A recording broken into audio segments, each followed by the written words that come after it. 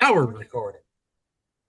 Good evening, everybody. Welcome back to 22 Panels. My guest tonight is David F. Walker, one of my favorite writers out there, a regular collaborator with friend of the podcast and Milestone Book Club member Marcus Kwame Anderson, who sends his hellos, and the creator of the currently kickstarting, and I'm going to pronounce it the way I read it, and you get to either tell me whether I got it right or whether you do it differently. Okay. Um, because I read it as the Monster of Blackenstein, not to be confused with Blackenstein, because I think I get myself thinking Mel Brooks and Yep. Well, Frankenstein. it's it goes. As a rule, I don't correct people, but technically, it's just the monster Blackenstein, not to be confused with Blackenstein. Um, Okay. but again, it's I find it more with a lot of things I do. It's like whatever you want it to be, whatever brings you Well, I comfort. love that attitude. Yeah, it's it's like I remember.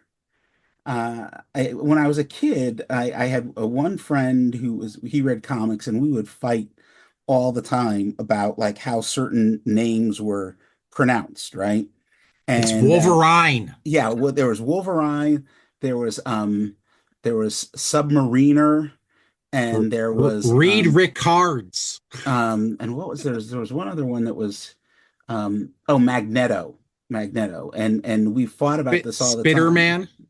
It never Spiderman. was that bad. It was never that bad. And but then when I like what was there's one was the that terrible Iron Fist show where, oh, I've been pronouncing it wrong because it was like wherever he's from is, I've always said it as Kunlun, I think, and they were like Kunlun or something. And then with I always said Shang-Chi, and they were like Shang-Chi or whatever with the, yeah. So Right. I feel we just we let it be, and who am I to correct people and how they pronounce things, right? Well, that actually plays into I mean, one of the things um I teach high school special ed. So Hmm. I get to do a lot of different subjects. And particularly when people are reading things and they're like, well, I don't know what it means, blah, blah. And I'm like, sure you do. What do you think about, what do you feel when, Yeah, you're the final correct collaborator? It yeah. might mean something different to me. It might mean something different to you when you read it next year. You know, Or 10 years were from you now, hungry? when Yeah, were you hungry when you were reading it? Were you sad when you were reading it? Like what you bring also affects, you know. I'm Um, working on a new project that really gets into the heart of that. And oh, so, it's oh, I'm supposed to so tell you about it. are you? I can, yeah, no, so for many I mean, we'll years, get back to Blackenstein in a minute, but I want to yeah, hear about this so for because many years I worked at a newspaper. I was a staff editor, but I was also the lead film critic. okay. And in the time that I worked there, I reviewed approximately 10,000 movies. And I Did you would say the actually va watch them all? Were you yes, the you that's were that okay? that You were the good critic. You and didn't just copy. I also curated a film festival. So there were, Oh, and I would go nice. to film festivals. So I saw a lot of movies, and I was telling a friend of mine about this, and he was like, you should share those reviews, and I'm like, but we got into a conversation not that long ago, and I realized what would be interesting because I haven't worked. I left that job in 2007, 2008. So we're, coming up on 20 years. Right. I don't remember most of the movies I watched. I don't remember what I thought of them. I do remember a lot of what I watched, but people will say, oh, whatever, a certain movie, and I'll be like, yeah, I saw it, but I don't remember it. So what I've decided to do for my Patreon is I am going to read the reviews on, record myself reading the reviews. Then I'm going to watch the movie and then record an all new review of it. Oh. I look forward to that. But in the process, I think what's going to be the funniest or the most interesting is I'm gonna do it almost like as a memoir. Like, so I'm going to Okay. talk about because I was keeping journals and things like that back then and notes. So Right. I know who I was, who I saw the Right. movie with. I remember the Right. context. And I remember every review that almost got me fired, right? Like those, because I was Okay. that guy. I didn't care what people thought and was always getting into fights with readers. This was back in the days when people still sent, they sent emails, but Letters they to were the still editor. sending letters and Right. um, all kinds of stuff. So it's going to be an experiment to see if it works or not. But I found, and the crazy thing is none of this stuff is digital. None of the reviews are saved. They're Oh, all wow. but I have hard copies of the newspapers clippings, right? Okay. And so I dug some up this morning and I was reading them and I was like, oh my God. I can't wait to shock people with um and the rule is good. The rule I'm setting for myself now is if it's a movie that I have since watched, I've rewatched the Lord of the Rings movies. I'm not going to review those. I'm not going to read Right. those reviews. But you know, I saw trash that, and I saw some classics too that just most people don't realize. Right. And especially when at the film festivals that I not just the one I curated, but back then Portland had a lot of film festivals. Right. They because we had the Northwest Film Center, which is sadly no longer here. But I went to Sundance a couple times. I went up to Seattle for a festival. I was traveling a lot, and so Right. I remember I was in Park City one year for Sundance and Slam Dance, and I watched close to 20 movies in a day. It was Okay. like I didn't sleep, and Right. it was to be young I mean, again. some of That's those a must have been short. There were some shorts, and I don't know I what mean, I'm it's just thinking 20 movies in a day, like even at 90 minutes, they don't fit. well, I should say 20 movies over the course of like 36 hours. Okay, So yeah, that's yeah. And what would happen back and then I don't remember, I don't know what it's like now, but because I was press, you could check out, they had a library and you could check right. out some movies. And so I was staying with a bunch of other writers and we would, there's a certain amount, they were on VHS. That was the crazy thing. Certain number of VHS, a limit that you could get. But like three of us would each get that limit. And then we would sit and we'd watch shorts, documentaries, features. But if a movie was really crappy, we called it video rodeo, right? How long can you Right. last if it's not any Right. good? So, um, but there was some really good stuff that I saw, and that's the thing that's I think about that a lot, the especially the stuff that I saw in film festivals.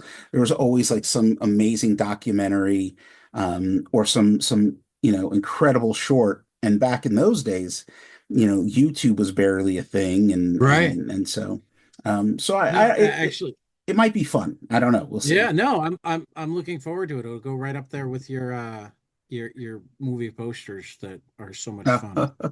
You haven't done one of those in a while, but yeah. But yeah, no, it's funny that came up because like do you know Jim Terry, the artist? Oh, the He's name worked sounds with really Tim Seeley on a familiar. few things. He did a memoir called Come Home Indio a couple of years ago that was just amazing. Oh, yeah, yeah, Uh, yeah, yeah. yeah, yeah. So last night I went down to the city because he spent the last year. He and a friend made a fake trailer 20 years ago, Mhm. but like the idea stuck in their head. So they spent the last year on like no budget making the movie, and Oh, they screened wow. it last night. So I went downtown and I saw a movie called Shank that Okay. Jim Terry made. Okay. Um, that like I think I'd say like if you took a John Wickish action movie but made it had Kevin Smith and Jim Jarmusch make it on no budget. Okay. That's I'd what watch this that. is. You, you, you, Yeah. you, No, I you actually yeah. loved it. Yeah. I seriously loved it. but like a lot of it was because it's like, okay, you understand your limitations, Yeah, so you're either being self-deprecating and taking that limitation and making it hilarious, like the sound design to like you yeah, got old guys doing karate kicks and stuff. So since since the choreography wasn't great, they added the sound effects that made it yeah, hilarious. you know, um, you didn't have a lot of real actors, so like they tended towards more mundane why I bring up the Jarmusch is because they've got a yeah. lot of the like in between scenes, but they also have like the witty self-deprecating humor. Yeah. It's No, like, that's awesome. I mean, I love Jim Jarmusch. I love yeah. John Wick. I like some Kevin Smith. I think it would be an Well, interesting and when I thing, say Kevin Smith, I'm talking like Clerks Kevin Smith. Okay, the good stuff. The Yeah. when he was Like, young and hungry and right. and I don't dislike his movies. Yeah. I guess I'd say I grew out of them, right? Yeah. I And haven't completely grown out of them, particularly not the actual like Askewniverse, like yeah. the Yeah, three Clerks those are movies I better. love. Those are You better. know. I prefer those. So, but And yeah, I'm no, one of the it's handful of people that actually loves Jersey Girl. okay. Most I, people can't stand it, and I I'm get not why with you they on that don't. one, but that's Totally okay. get why they don't. But part of it is I'm also a big Sondheim fan. So the Got fact it. that they decided to do like they had the little kid in But you know that what's scene funny? makes it I'm gonna tell you what's funny is I had to review Jersey Girl for right. my job. So I just remember not liking it but I don't remember what I said in the review. And what's interesting is, people would say, "Oh my God, you're a film critic. That's the greatest job in the world." And I would say, "What was the last truly terrible movie you saw?" And they would throw something out, and Right. I'd say, "Imagine doing that like 5 times a week, right? Going because Right. on Right. average, I saw one movie a day, but there are sometimes where I'd see two or three. Right. And so my cynicism just hit like an all-time low or an all-time high, whichever you want to look at it. Right. And so there are some movies that I would be curious, like, oh, maybe I can tell you a movie that I absolutely hated, and everybody says I'm insane for it, is I hated Cameron Crowe's Almost Famous. And like Oh, really? with a white hot passion, I hated it. I don't remember why. But it could Okay. very easily be and this will be the fun. I don't know if this will be the fun part or not, but it's like, oh, I might have been fighting with my girlfriend at that point, right? Right. So Right.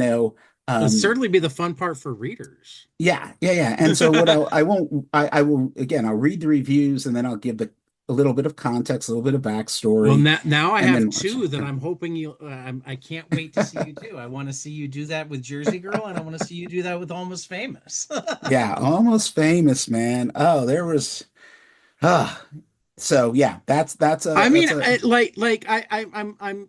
I'm like making predictions in my head. yeah, I don't want to air them because I don't want to sway you. I can see reasons why you might just go, this is not for me. yeah. I'll be curious as to whether it turns out that you were one of those reviewers that was able to say, this is not for me, while still acknowledging that lots of people are going to love this. I think that I suspect that what I'm going to discover is there's going to be a really significant mix of movies that I didn't like at the time that I will go easier on.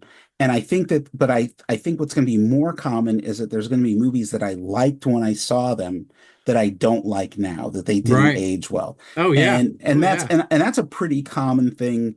Um, I would talk about I've talked about this a lot. Like a movie isn't just the movie. A movie is who you saw it with, what the weather was like when you were driving there. There's all these Right. things, and when it's your job, you watch movies differently, Oh, yeah. and so yeah, I will tell you the one, there's another one I'm really looking forward to, but I may not rewatch it. It's the only movie I ever walked out of in all the years that I did it, had that job, which was Flintstones in Viva Rock Vegas. I walked out Okay. of that one. Yeah, no, that one I don't blame you. The first Flintstones was pretty good though. I Yeah, mean, they could have used Mark Russell. yeah. Well, I would like to see them make a Flintstones movie using him as their his comic, yes, I agree. right. So, I mean, he took Flintstones to a whole different level. yeah, But the first one wasn't bad. It was trying to do some things that it didn't. I haven't watched in a long time, yeah. so I could be completely wrong too. And But that's going to be the joy of this little endeavor that I'm gonna test out. And if it doesn't go over, I don't need to do it yeah, for very long. But yeah, there is when I really stopped and thought about it, when I stopped and thought about again all the movies and yeah. some of them, I don't know if I'm even going to be able to rewatch them because I don't know if they're going to be available, right? I Right. don't. Finding them could be hard. Yeah. Yeah, So no, my family, or at least a portion of my family, we get together on Zoom every Wednesday night and talk about a movie that we've watched during the week, and yeah. everybody gets to pick, and there's essentially no Oh, vetoing, oh man. some exceptions, but like, so there's a round robin between like six of us, and like some, it's made clear, like, you can pick it because you love it, you can pick it because you're curious about seeing it, you can pick it because you think it's bad and you want Yeah. us to talk about a bad movie. And like, we've had some weird stuff, like my brother decided that he was in a Raul Julia mood. And do you know what Raul Julia's last movie was? No. Street Fighter.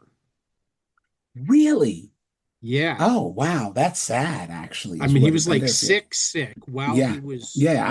I remember when he filming it. passed. I And just didn't. he Yeah. did it because his kids were huge fans of the game. Yeah. We had him on set the whole time, that sort of thing. Um, we went into it expecting to hate it, Yeah. like expecting to hate it, and came out of it going, if they'd cast some bum off the street rather than Jean-Claude Van Damme, that Yeah. would have actually been a decent movie. Oh, Like, poor Van Damme. the Yeah. only truly bad part about it Yeah. was the star. Yeah. He was terrible. Oh, I And like, know. digging into it, apparently he had a like $10,000 a day coke habit while he was filming. Oh, again, poor JCVD. So, But yeah, no, we wound up shocked. It's like, you know, I can't say anything good about this except that I was actually entertained. I didn't turn away. that's all you And need. That's all you right. need is to be entertained. Yeah. So, I can't, Julia was actually truly good. yeah. Apparently he tried to base his character. He was watching Hitler and Mussolini and Stalin and trying to get the mannerisms of all of those evil dictator types. He was being a real actor, is what he was doing. Right. So, yeah. Um, yeah. The script was Yeah. but like not bad just like, okay, Yeah. we're doing just enough Yeah. So, But then like the star was like actively horrible. yeah. Well, and that's trying to remember if there was any Van Damme movies that I reviewed at while I was at the paper because I it seems like it was right around the time he was descending into direct to video. And so, but again, I could be, I'll be surprised. I'm going Yeah. to the next couple weeks go through, I've got a huge, couple boxes full of the clippings. So I'm going to pull the clippings out. I'm also going to create a master list. So I have the dates. I'm not going to do Right. the videos in order, but I'm going to really give this some serious thought I love this. I mean, and then see where it goes. honestly, I mean, I know we started with cynicism about like everybody's got to have videos now rather than whatnot, but this would make a great book. I'll be 100% honest with you. This is the book that Brian Michael Bendis has been yelling at me to write for over 10 years. Nice. And I just, for a whole host of reasons, I haven't been able to make the book itself work, but I Right. like Well, if you do this, then maybe then the book might reveal yeah, itself. Yeah. it either grows into it or it doesn't, and you get Yeah. something out of it either way. So, We should quickly go back to Blackenstein, but we're yeah. gonna go to your. You do have a book coming out, which Yes. actually had me pick a movie for our movie club. So we'll come back to movies in a minute. Okay, But sounds good. but since we need to sell a book, I mean you have funded, so it's not one of those ones where I'm looking at the funding and saying, as of right now, he needs Yeah. $240. Yeah. As of right now, you are $1,350 over your goal. Which is good. It's what I've been More is telling better. people. Yeah, it's well, the whole thing is that there are a bunch of follow-up stories that are coming, right? There's That's uh even better. of varying lengths, and so the money that's raised above and beyond the initial goal is meant to just pay artists, and in one case, a good friend of mine, John Jennings, who's a writer artist, we're collaborating. He's the first major collaboration. Haven't gotten to talk to John Jennings yet, but I did get to talk to oh God, why is his name drawing a blank? Who did he work with on the book Oh, adaptations? Damien Octavia Butler Duffy. book. Yeah, I had Damien Oh yeah, Duffy on. Damien Duffy's great, Yeah. and so that's the thing. It's like this issue that what we're kickstarting right now was 100% paid for out of my own pocket, and I don't mind doing that. But it's like, oh, okay, I can't keep doing that. It's I've got to find ways What? to Are you have trying to tell me that there's it. no money in comics? Not much.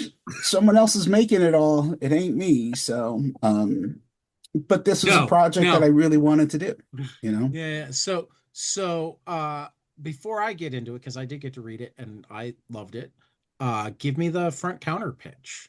You're at a comic Uh, shop and you're selling it across the counter. How would you pitch it to the read this damn comic. That's what I would say.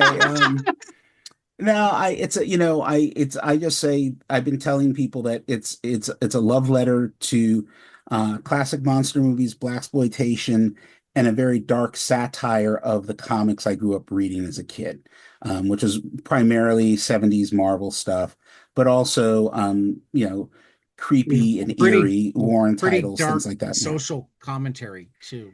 Well, yeah, no, but I'm not telling people about that Oh, part. you're not So telling yeah. people that. I Well, didn't say I that out loud. Everybody ignore that. it's I mean I feel like the tagline for it is, he was just a man until the man made him a monster. And the cover has got him fighting the police. And so that in and of itself was a very common trope Right. of blaxploitation. It was not something that was very well explored in the actual there was a movie called Blackenstein. It is one of the Oh, I worst didn't even movies of all realize that. time. It's it Okay. is it is uh Then I won't go searching for it. don't. It is I cannot emphasize enough when I it's not a movie that's so bad it's good. It's so bad it's so bad So it's bad. that's why it's not to be Yes. confused with Blackenstein. I don't think there's anyone who would sue me over it, but it's also I want to let people know that this is not that that comic, right? Like my friend Rodney Barnes did a Blackula comic. His comic is great, but I love the movie Blackula, right? And so um, I want to. There's a handful of people who are like, "Oh, Blackenstein, like the movie," and I'm like, "No, nothing like the movie." Which is again, it's. I tell people the most interesting thing about the movie is that the guy who wrote and produced it was murdered, and his murder's never been solved, and that the guy who plays the monster in the movie had been facing charges for first degree murder, but he was acquitted, and his lawyer was the guy who produced and wrote the movie. So it that's the end of it, right? That's the end of what's interesting. So I mean, when the best thing you can say about a movie is to talk about the an people who unsolved made it, murder, that's yeah, yeah. yeah. Doesn't So, say but a lot about the movie. yeah. So yeah, so this is just it is really more than anything. Um, again, I love monster movies growing up as a kid. I love blaxploitation movies. I love 1970s Marvel stuff. If it was written by Don McGregor, Doug Monk, Steve Englehart, um, those guys, I worship them. And but now when I read some of their stuff as an adult, it's very verbose and very, very wordy. And I was like, oh, I want to write something like that because we don't see comics like that very much, where you read a word and you're like, what is this word? I was a kid who was always running to the dictionary to look stuff up. So um, I just wanted to do something that I knew I would find fun, and that I knew I had some friends who would find it fun, and maybe some people who like my work would find it fun. And so far I'm doing okay. It's Oh, I'm like, loving it. everybody that I've sent it to has been one of the funniest things was, because again, Brian Bendis and I are really good friends. We've written together, we teach together, and I had sent him a early PDF of it, and he said, "This has got too many words. I'm not going to read all this." And this coming from him, he's like one of the Yeah, I wordiest was guys about to in say, comics, right? Bendis Um, said that. and then like maybe a day later, he was like, "Okay, I read the whole thing. Oh my God, this is hilarious." And he said, But by he, the way, you fell into a Bendis there. So like it's clear that you guys spend a lot of time yeah, together. and he said what was funny to me was we talked about, he said, it almost read like it was written by someone who the only thing they ever read was comics. And I was like, that's what I was going for. I was actually looking at some of the comics that I had written when I was a kid, which again, this was in the 70s and 80s, and I was aping what was standard.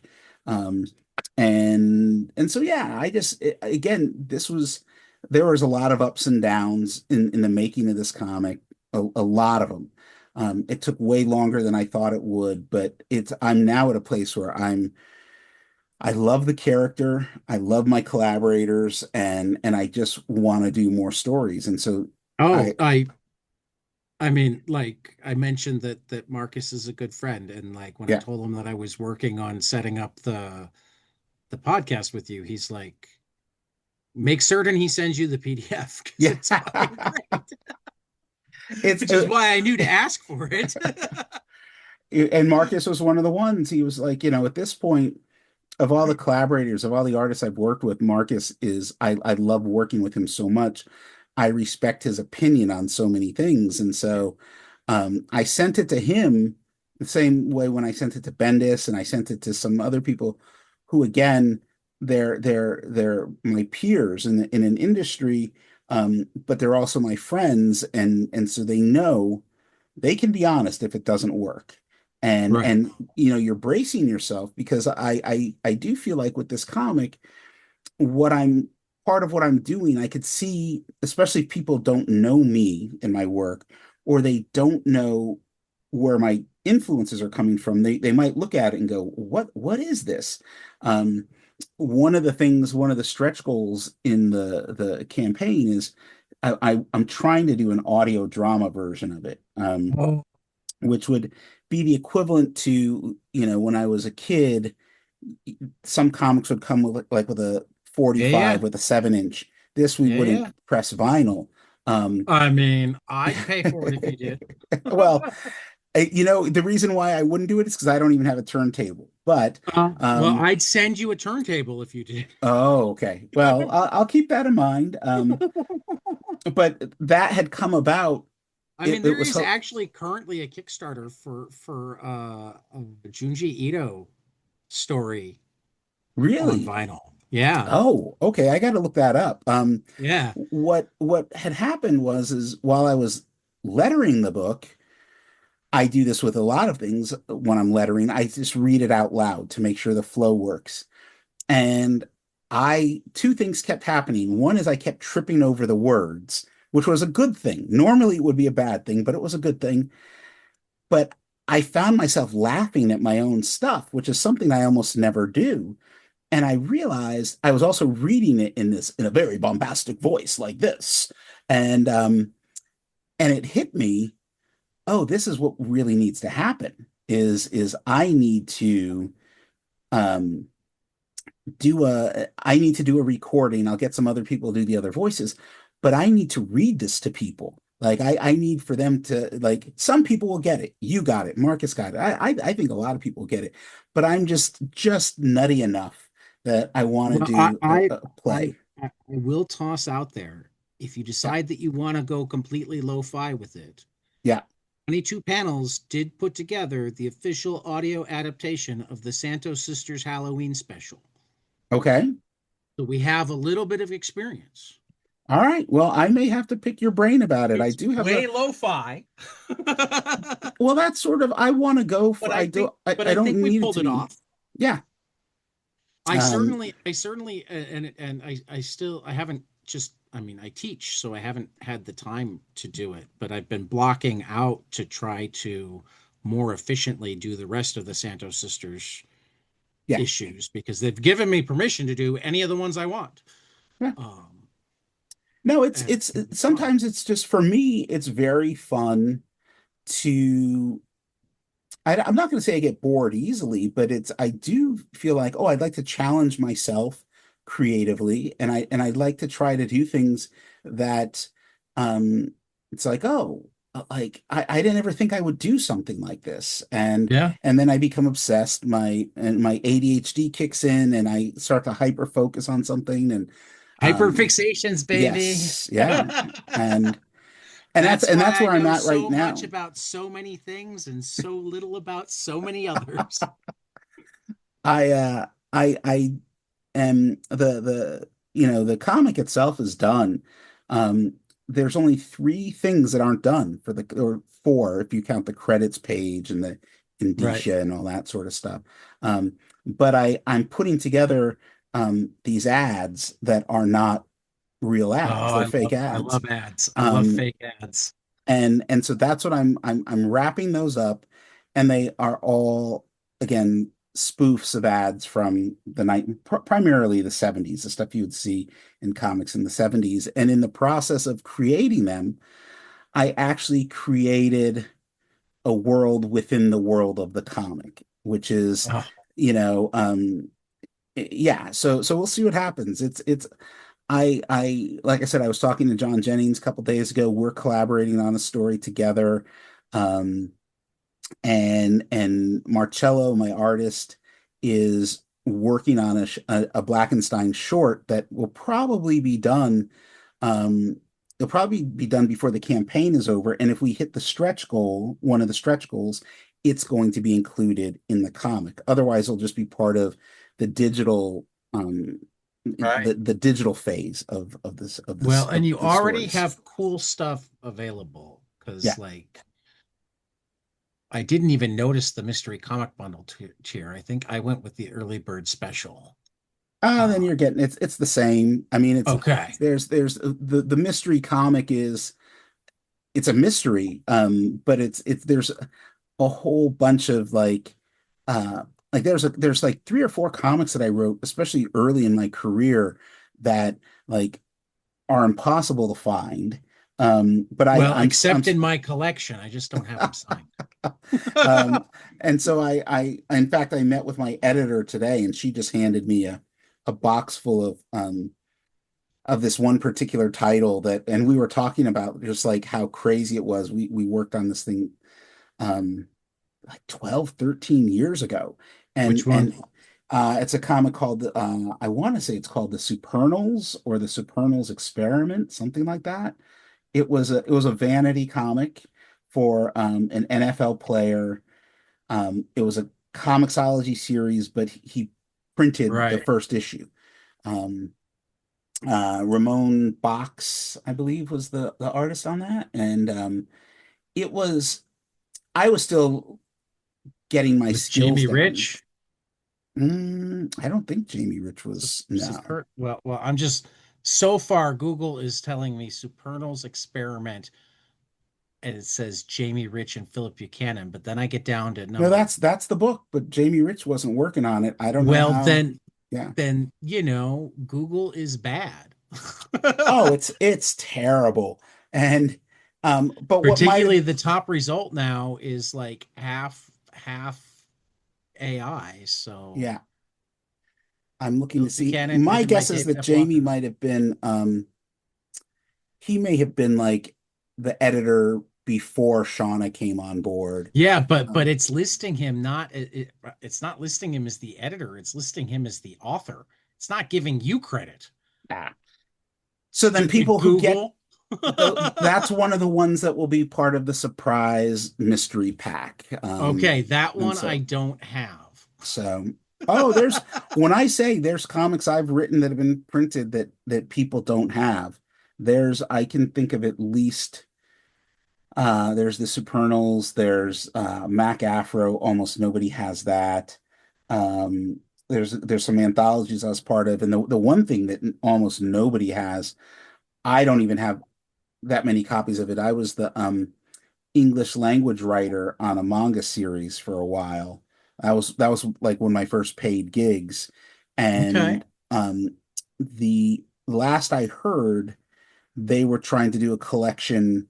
Dark Horse was supposed to do a collection of it. I don't know if they were going to use the the You're the right. scripts that I done. I don't recognize Mac Afro either.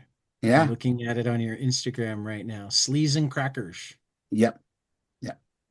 So yeah, no, there's some stuff out there I that believe it, but like but and it's hilarious to me and because and I I don't. forget most of it Yeah, exists. yeah. I And don't have a huge collection, says the guy that has comic boxes in almost every room of the house. But you're one of the people that I've like been yeah, grabbing for a long time. I have the people that I collect, yeah, I collect. I'm not the I have to have every issue of Spider-Man. I yeah. do have to have every issue of Daredevil. Okay. Um Fair enough. I could see but that. So But Daredevil's like the only superhero that I have to have everything from. And after that, it's like I've got there are writers that I have to have everything they do. There are writers that I have to have everything non-Marvel or DC that they do. yeah, There's a really short list of artists that I have to have everything they do, or more likely everything non-Marvel DC that they do. yeah, Um, just because as much as I understand that art tells a ton of the story, yeah, I'm still such a story guy, and there aren't enough artists that either I don't go, oh, I need to have it because I have everything that he writes, and he just happens yeah. to draw it too, or that so consistently work with a co-storyteller that I love as well. Does I, this I make I get what sense? you're saying. Yeah, no, I Yeah. so for me, because I will buy anything that Brubaker and Phillips do. Oh And yeah. as a team, like that team specifically, Hmm. Brubaker and Phillips, I don't Hmm. have everything that Sean Phillips has done without Brubaker. I probably have the vast majority of stuff Brubaker did that Ed Right. did. Right. And so yeah, there's a I there, mean, yeah, and like the people who are more visually oriented are sometimes the reverse of this. Like for me, even if I can like tone out the like one of my problems reading we've got a Kirby book club, which yeah. is one of the people in the book club likes to make fun of me because there was one day that I said it's almost like the words don't matter, and he's like, But that's it's right, Tad, true. the words don't matter. And I'm like, I don't mean that overall. I mean here. If you Yeah. ignore the words, these comics are amazing. I believe Because we're that reading Fourth World and he just overwrites parts of it. And if you like well, just and that's common of the era, that really right. is. And so as a kid, there was a lot of times I glossed over a lot of the words, and I think that helped me develop my sense of the visual. I'm more of a visual Hmm. thinker anyway, but it helps. And I think it helps comic writers to be visual in how you describe your scripts. But the first test is always for me when I'm working with an artist. um, you know, the pages start coming in, the art starts coming in, and I look, and by the time I'm seeing pages, I don't remember exactly what I wrote. So, but what I'm looking for is clarity in the story. Can I tell get a general sense of what's going on? And that's why I love working with Marcus so much, is because there's has never been a time where I've looked at a single page or a panel and gone, yeah, I don't know what's happening He's here. Um, he's and he's I, he's so understated ridiculous. yeah, and I just grew up, I grew up in an era watching, excuse me, the comics that I read, the artists that I loved were, those guys like Gil Kane, John Buscema, Yeah. masters of the craft, Wally Wood, Jack Davis, Hey, we um, know all about Wally Wood here yeah, on and 22 exactly panels. 22 panels. And so, Alex Toth, one of my all-time favorites. Yeah. And so, again, I say to the artists that when I'm working with them, I try not to be like a dictatorial writer. I try not to treat them like art monkeys, but the artists who work with me, I let them know that the vast majority of what I write, I just got that yesterday. Yeah. That thing is amazing. It's actually we do what we call the Pulp Blotter Book Club, Yeah, um, where we take traditionally pulp type stuff. Like yeah. it started, we were thinking it was going to be noir, but before we even named it, we went, nah, we want to be able to do sci-fi and some other stuff. This is our next read. We'll be talking about it on Sunday. Again, I just bought it yesterday. I just Yeah. started reading it last night. I'm in love with it. This is sort of stuff I love, But and I yeah, love to study it. I was blessed to have Fantagraphics send me a copy a while ago. Yeah. So I mean, I've got the I mean, you can't just remember. getting into the right, which one's that? That's I got the blur on. It's Death Stand. Yeah. It's all Okay, Jack Davis stories. Jack So Davis. yeah. Um, but it's reminding me, like when I finally became much better at reading EC comics Yeah. rather than wanting to like them more than I did. Um, my boss is a big comic guy too. He actually wrote his PhD on using comics in school, Hmm. and for psychology. And he said the key to EC comics, or at least most EC comics, is don't read the the exposition boxes. Yeah. Just read the dialogue and look at the pictures. And then later I was reading the 10 Cent Plague and discovered that Feldstein in particular didn't write scripts. Yeah. He wrote directly on the boards. Yeah. So all of those exposition boxes came first. Yeah. They were literally the design. So I'm sitting there going, of course it's Well, he's it's writing the direction on the board and it stays. And then of course, you know, yeah. so rather than marrying the words in the picture, it's like, here's what to draw. And they take it further than that. But that's I mean, again, that's the vast. I mean, But it's also why like the Kurtzman written ones are so much better. yeah, Because Kurtzman didn't do that. yeah. But You know. again, such a completely different writing style Oh yeah. from, you know, the shift happened in the mid to late 80s. And you start, but I remember the first time I read a comic. I can't remember the specific comic, but I remember reading a comic in like 4 minutes. And I was like, there's Right. something wrong with this, right? Like it should take a while to read. And sometimes they take too long. But I did when I was done doing the lettering on the Monster of Blackenstyne, I went back. I have a collection of a big trade collection of all the Frankenstein stuff that Marvel did in the 70s. Okay. And I for whatever reason it was like, oh, I'm going to sit down and reread this. I hadn't read those issues in a long time, and as I started reading it, I'm like, this is exactly what I did. This is that sort of writing. Right. A writer who used a thesaurus a lot, and Right. Though I um, would say you're still more interesting. I've read enough of those comics. Yeah, I mean, you have that feeling. You're not as repetitive and you're not as explanatory. I tr I was trying to find that right balance, Right. right? Because that's what I mean, satire is you can balance. be wordy Yeah, if if you're not making the pictures superfluous, yeah, you know.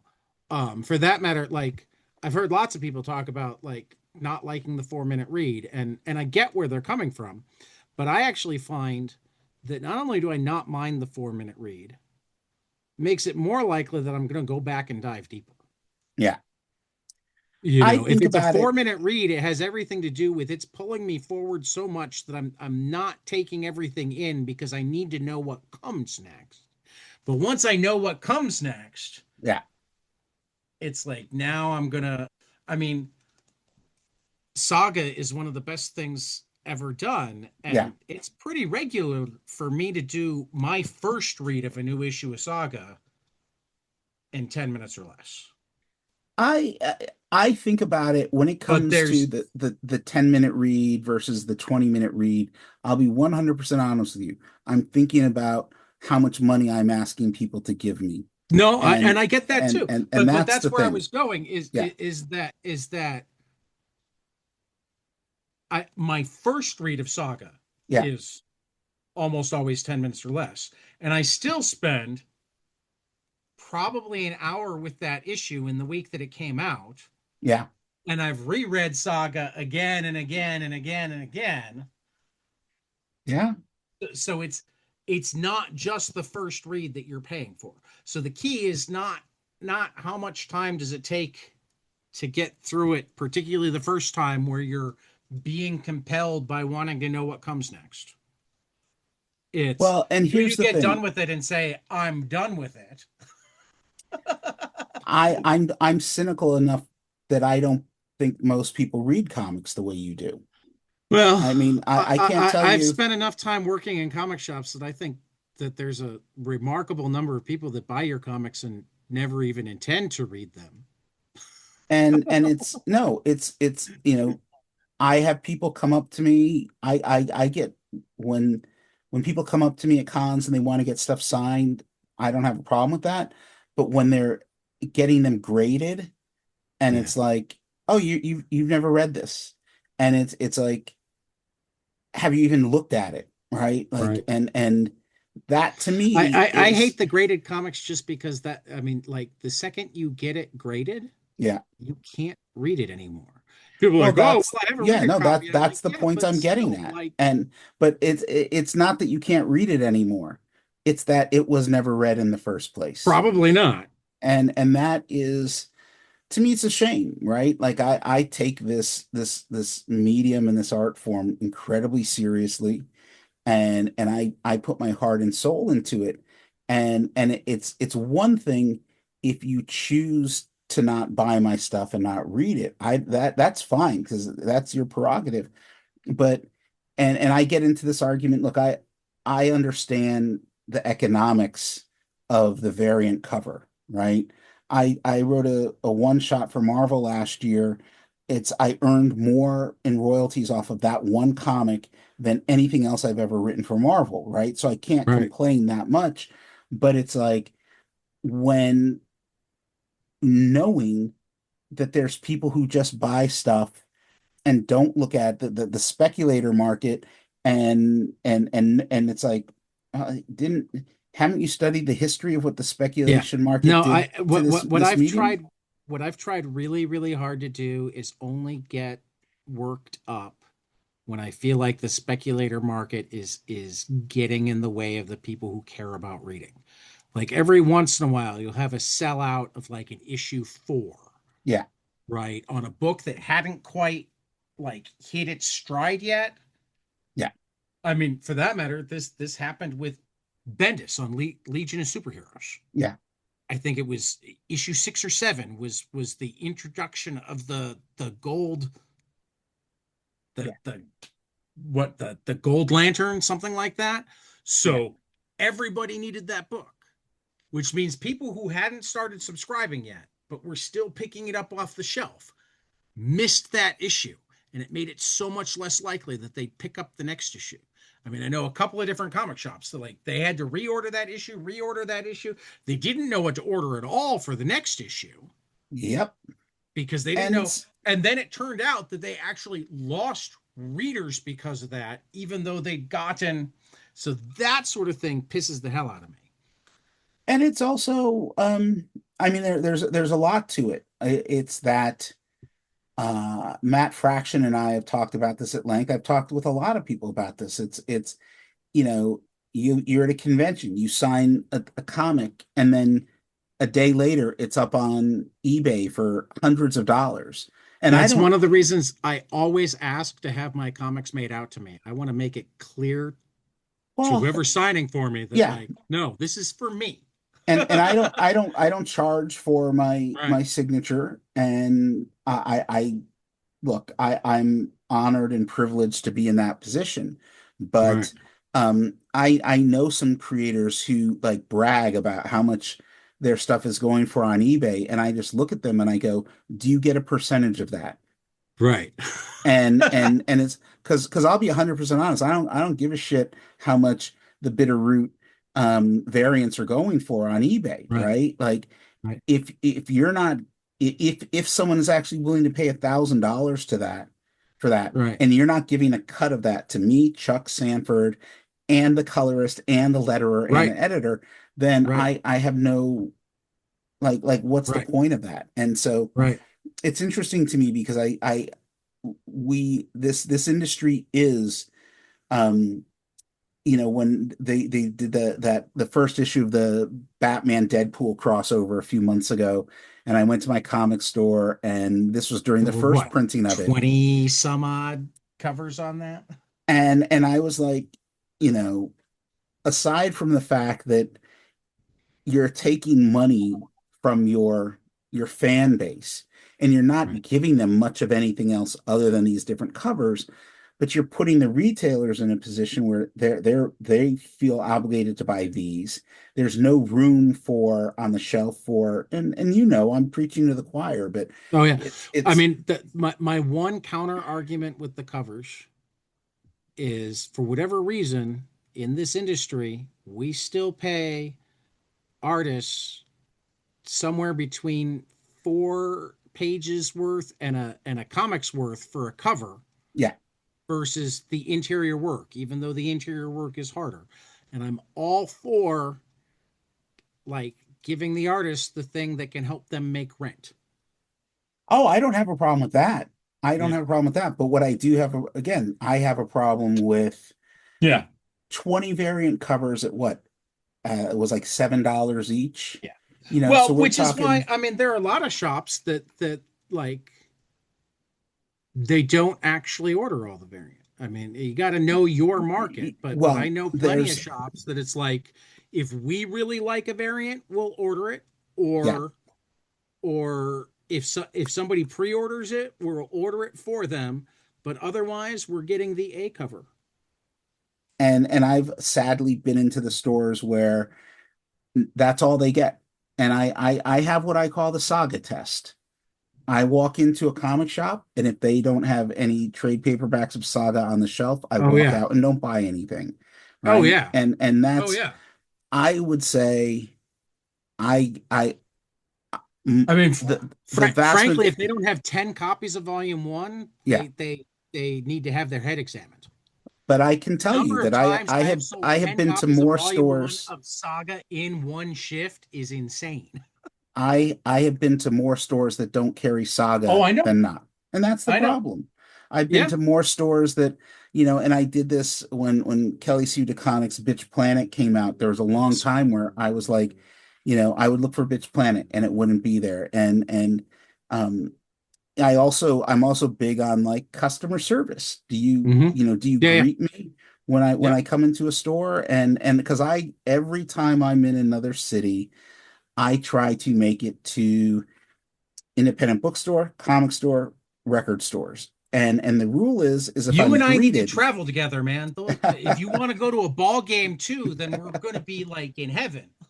but it's about supporting those sort of businesses that Yeah. support us. And when Yeah. you go into a store that doesn't support, And more than that, it's maybe it's the teacher in me, I don't know, but it's like um you're I can't tell you how many comics my local comic shop is.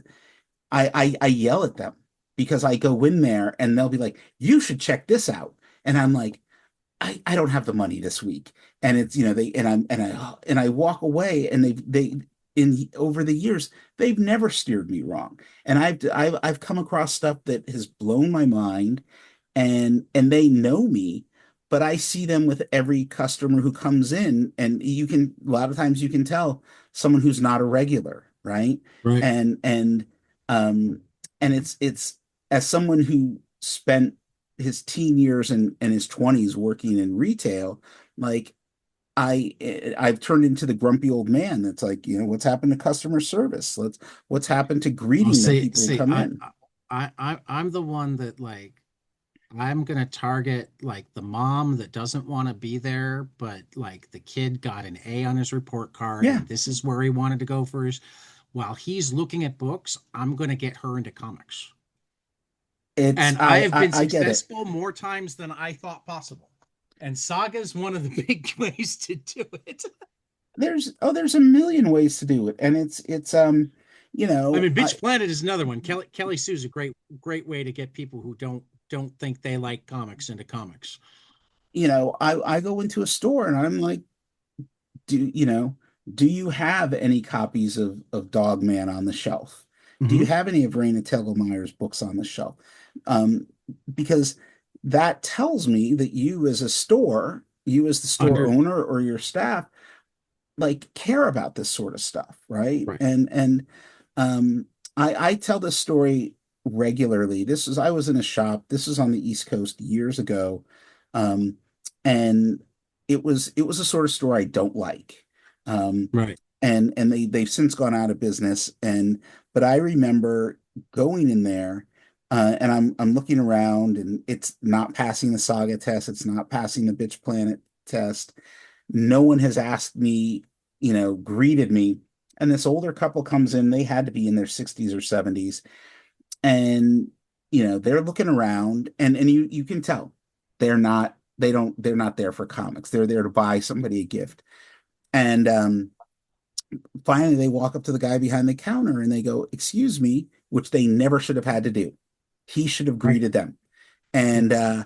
And they said, "We're looking for something for our grandson, and he really loves Godzilla. Do you have any Godzilla stuff?" And he just looked at me and said, "No." And they were like, "Oh, so there's no Godzilla stuff that we could get him?" And he was like, "No." And they were, "Thanks." And they walked out. And I'm still beating myself up that I didn't chase them and go, "Hey, no, there's all this Godzilla stuff. IDW's putting it out. You can go down the street. There's a Barnes and Noble half a mile down the street. I was just there." And it's like that's what that guy's job is to do. Right. And I can't tell you how many comic shops I've been in where that happens, right? And I did a signing at a comic store. They asked me to do the signing, right? I'm not going to say where it was. It was in another city, in another state. I was in town for something else. They found out I was going to be in town. They wanted me to do a signing. I said yes. They did not have one title that I had written. They didn't have any of the Bitterroot trade paperbacks. They didn't have anything. And I'm in there and I was like, what am I supposed to what am I sign? doing here? Am I signing? And the guy was like, "Oh, I'm really sorry. We don't carry your stuff." And I was like, Then why did you ask me here? yeah, exactly. So it's interesting to me because again, I see a lot of there's every year or so, once a year, there's a conversation with podcasters and influencers trying to explain the concept of the pre-order. And it's like, oh, we're still having these conversations, right? Like I remember making my posts No, 10, 15 years ago. And I explain the pre-orders too. But I will say that there needs to be, I mean, again, just because I always play devil's advocate and because I think it's important to look. I'm first going to say that yes, there are horrible comic shops, yeah, yeah. but we're also we're we're an industry medium or whatnot that kind of attracts shy people. It attracts, so I like to give a lot of leeway, I agree. which And doesn't look, mean that that's the shop for me. but at the same time, um, look, I'm old enough to remember when if you bought comics, if people found out you read comics, one of two things happened. You either got beat up on the playground and got wedgies, or you learned how to fight back. As plain Right. and simple as that. And that Hmm. was me. I was the kid who learned how to fight back, right? Right. And I work with a lot of like neurodivergent young people, and I part of what I try to talk to them about Me. is how to how to not just protect yourself, but how to get your agency and Well, how and to, and one of the reasons I love comics is that's one of the yeah. places that I feel more agency. It's one of the like I'm shy And everywhere except a comic shop. and so when I go into a store that's not welcoming Right. and I encounter people who aren't welcoming, right? Right. Then I feel like, okay, not only is this counterintuitive to everything that I hold near and dear, but it's also like, how are we, you and I agree that comics are an amazing medium and they're The empowering to best. people. The best. So, Not just an amazing medium, the best medium. okay, so I then, think I think I think we can argue this empirically. and you notice I'm not disagreeing. I know. And so the question then becomes, why is it so difficult for so many people who are trying to make a livelihood of selling these floppy pamphlets and these perfect bound books?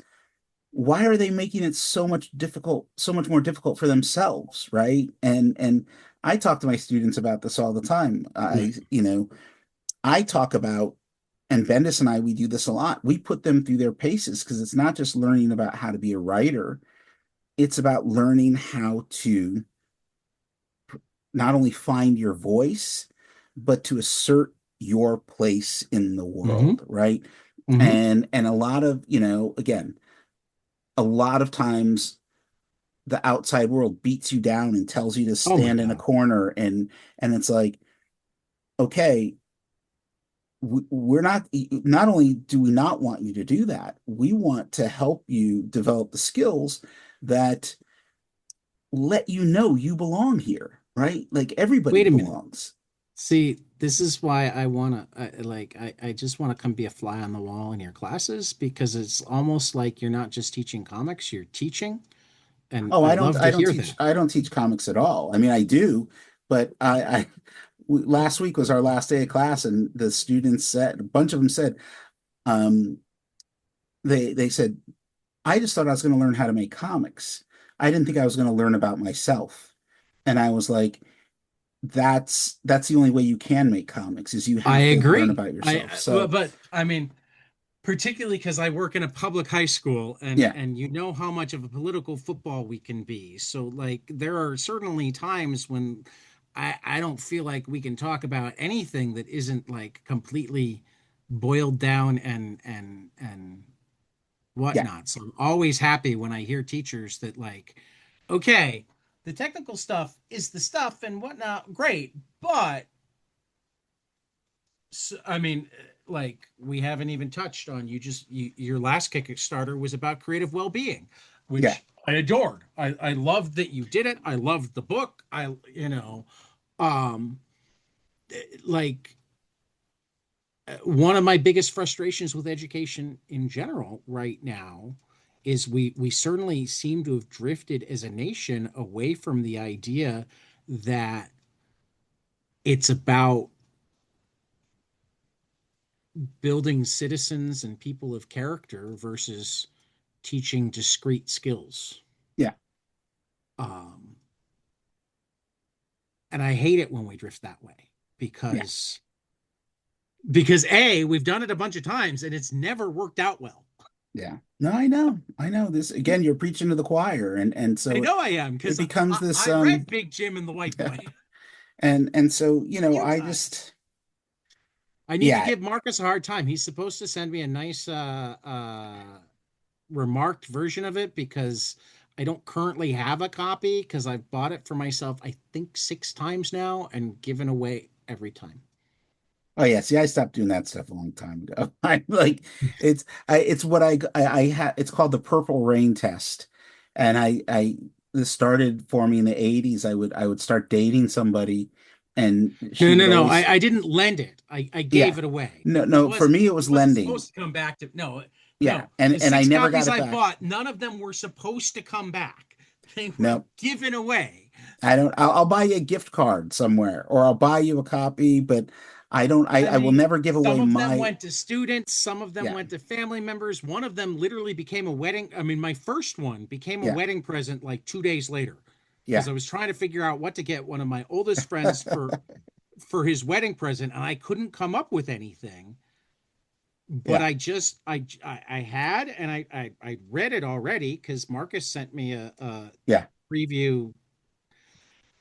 I looked down and I had a hardcover of Ta-Nehisi Coates' new book, and I had a copy Big of Big Jim. Jim and the White Boy. And like this particular friend is both African American and grew up in a really white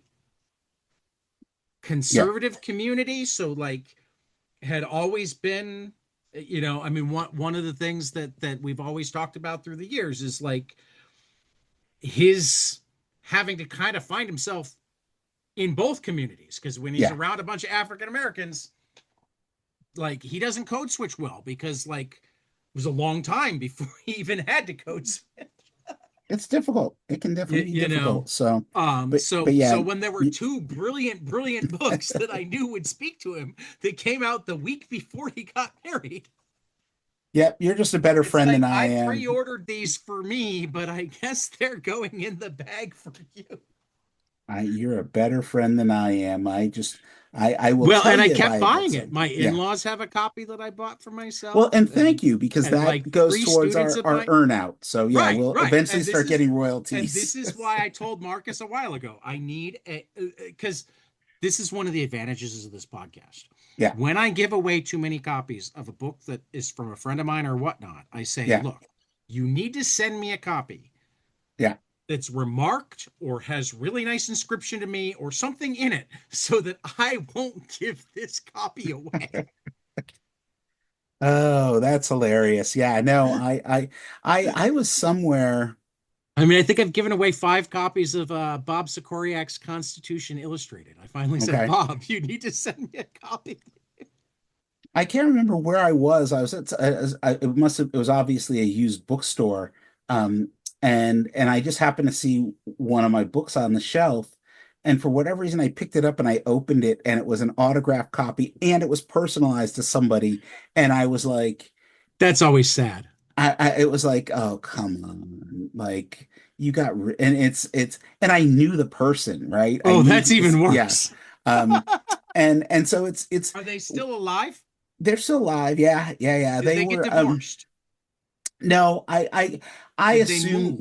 assume what it was they did a purging, right? And Okay. like I'm in the process of getting rid of a lot of books right now. But one of the criteria for keeping a book is it written by someone that I know, and if they signed it to me, then I'm like, I'm never gonna let it go because it Exactly. there's something it has always been inspiring to me is meeting and knowing other creatives. So Yeah. but yeah, it's I mean all of it's hilarious to me. I mean they're But so I'm also a nerd for just wanting to put things that I love in the hands of people that I think will love them. yeah, There are yeah, certain books that if I find them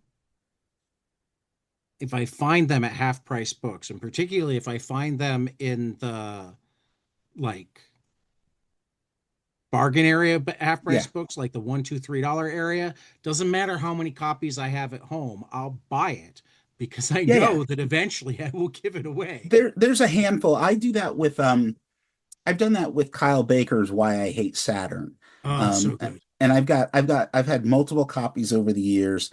Um, I but I'm also really careful to make sure I don't give my copies away.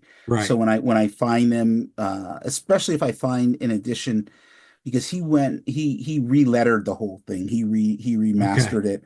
And it's fine that way, but I like the old You version. like the So original? if I see it in the wild, I will pick it up.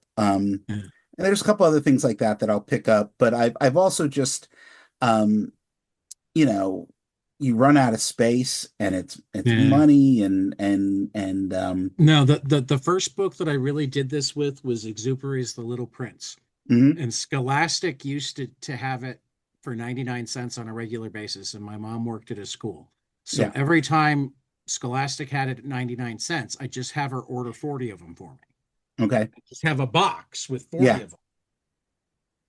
That when it emptied, I'd say, okay, mom, the next time it comes up at 99 cents, give me What 40 more. one of the things that I was trying to price out how to do that with bringing it back to Blackenstein, I was trying to figure out how to price it out to be a very cost-effective way to Yeah, produce it so that I could give copies away for free and yeah. not be losing a bundle.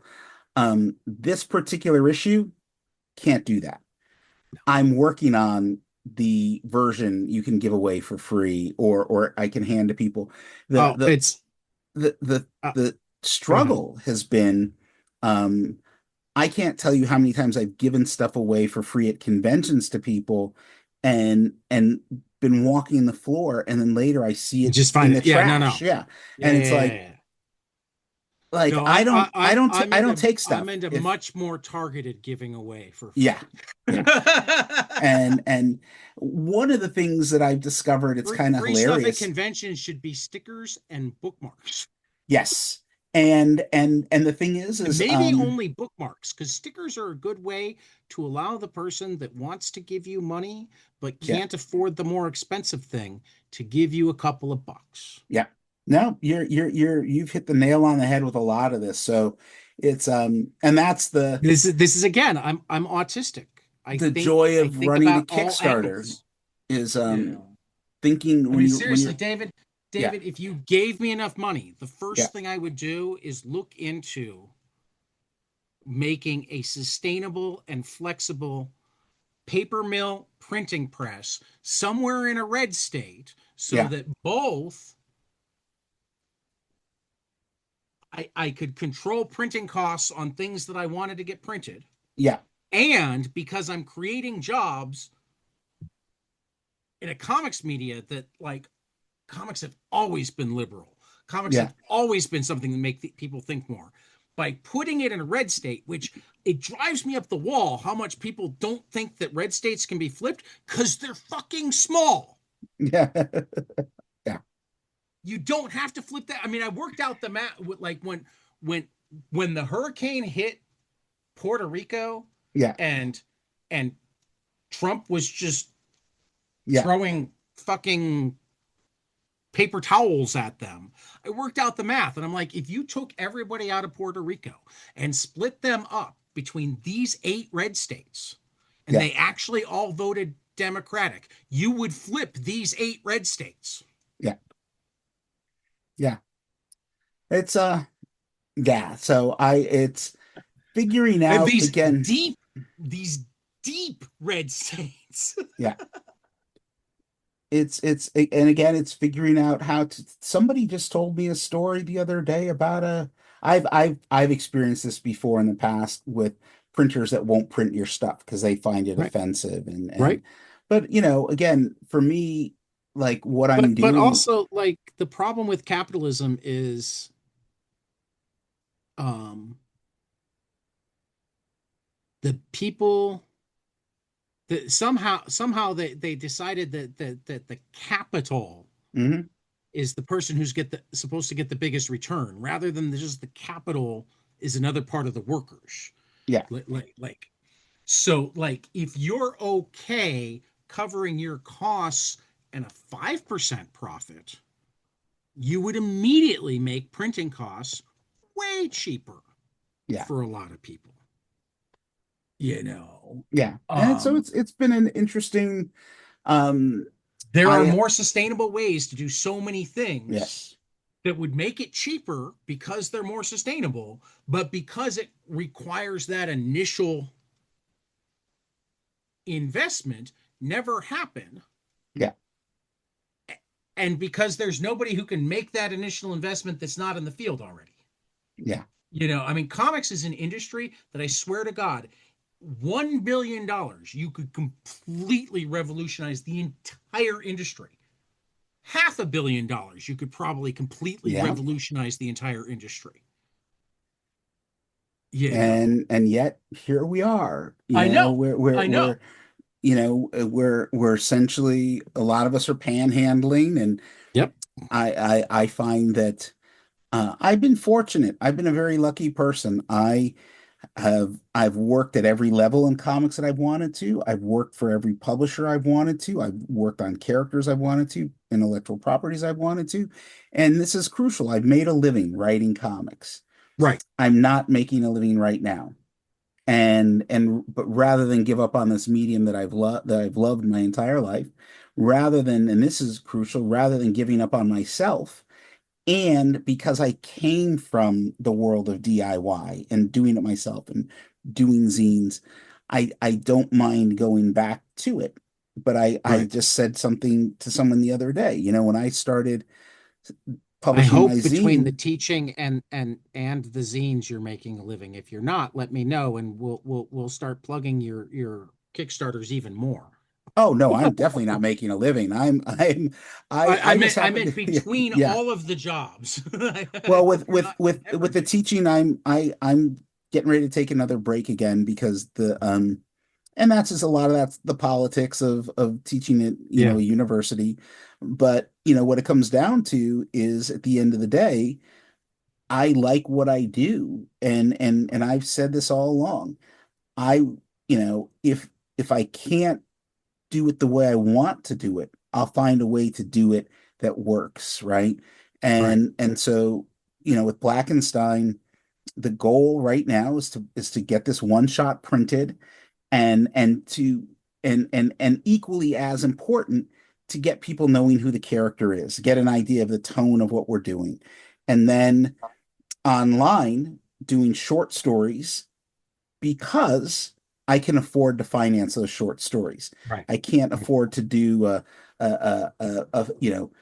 60 pages worth of stories, but I can pay this person over here for 10 pages, and then 4 months later pay someone else to do 8 pages. And you stockpile those, you pace them out, and then you have 5 or 6 of those, and then you have enough for another issue, I mean, you know. this is essentially Jonathan Baylis's model for sew buttons. Hmm. And so that's what I'm, that's one part of what I'm doing. And then the other part of what I'm doing is, like I've had some pretty heated conversations with some aspiring creators in the past. And when I say aspiring creators, I mean specifically artists who have accused me of, not looking out for them and not trying to get them work. And, the reality is that with the exception of working with Marcus, I've never had a publisher give me a choice of who I can work with. Marvel never did it. DC never did it. Um, and there's a lot of artists I'd like to work with, and what I discovered is, oh, I can get an artist to draw a 10-page story for me, and I can pay for that out of my own pocket. And then I can say, oh, I've worked with this person. But more Right. importantly, there's a lot of artists out there who are either almost ready, or they're ready to play the major leagues, right? Right. Um, but they're not getting that work for one reason or another. And the thing is that there's a lot of artists who think they're ready and they're not, right? Oh yeah. Um, but what I'm hoping will happen, which is what I'm working Some of towards, them unfortunately sell a lot of comics. some of them do. I Yeah, grew up during the image revolution and it yeah, almost drove me away from comics. yeah. And I and mean, don't get and me wrong, some of that art amazing. I think the less I say Some about of it that art, amazing and good yeah, storytelling, and a lot of it Neither. And I Yeah, don't understand how they sold so many copies.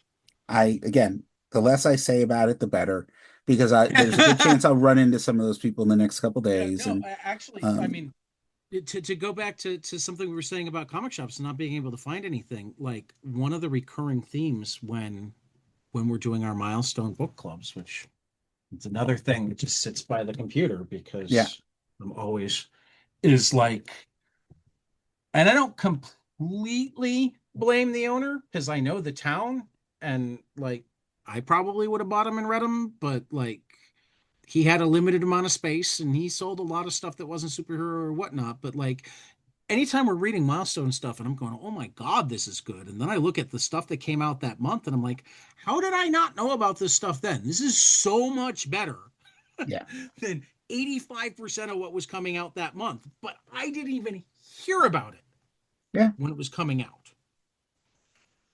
And that's the look.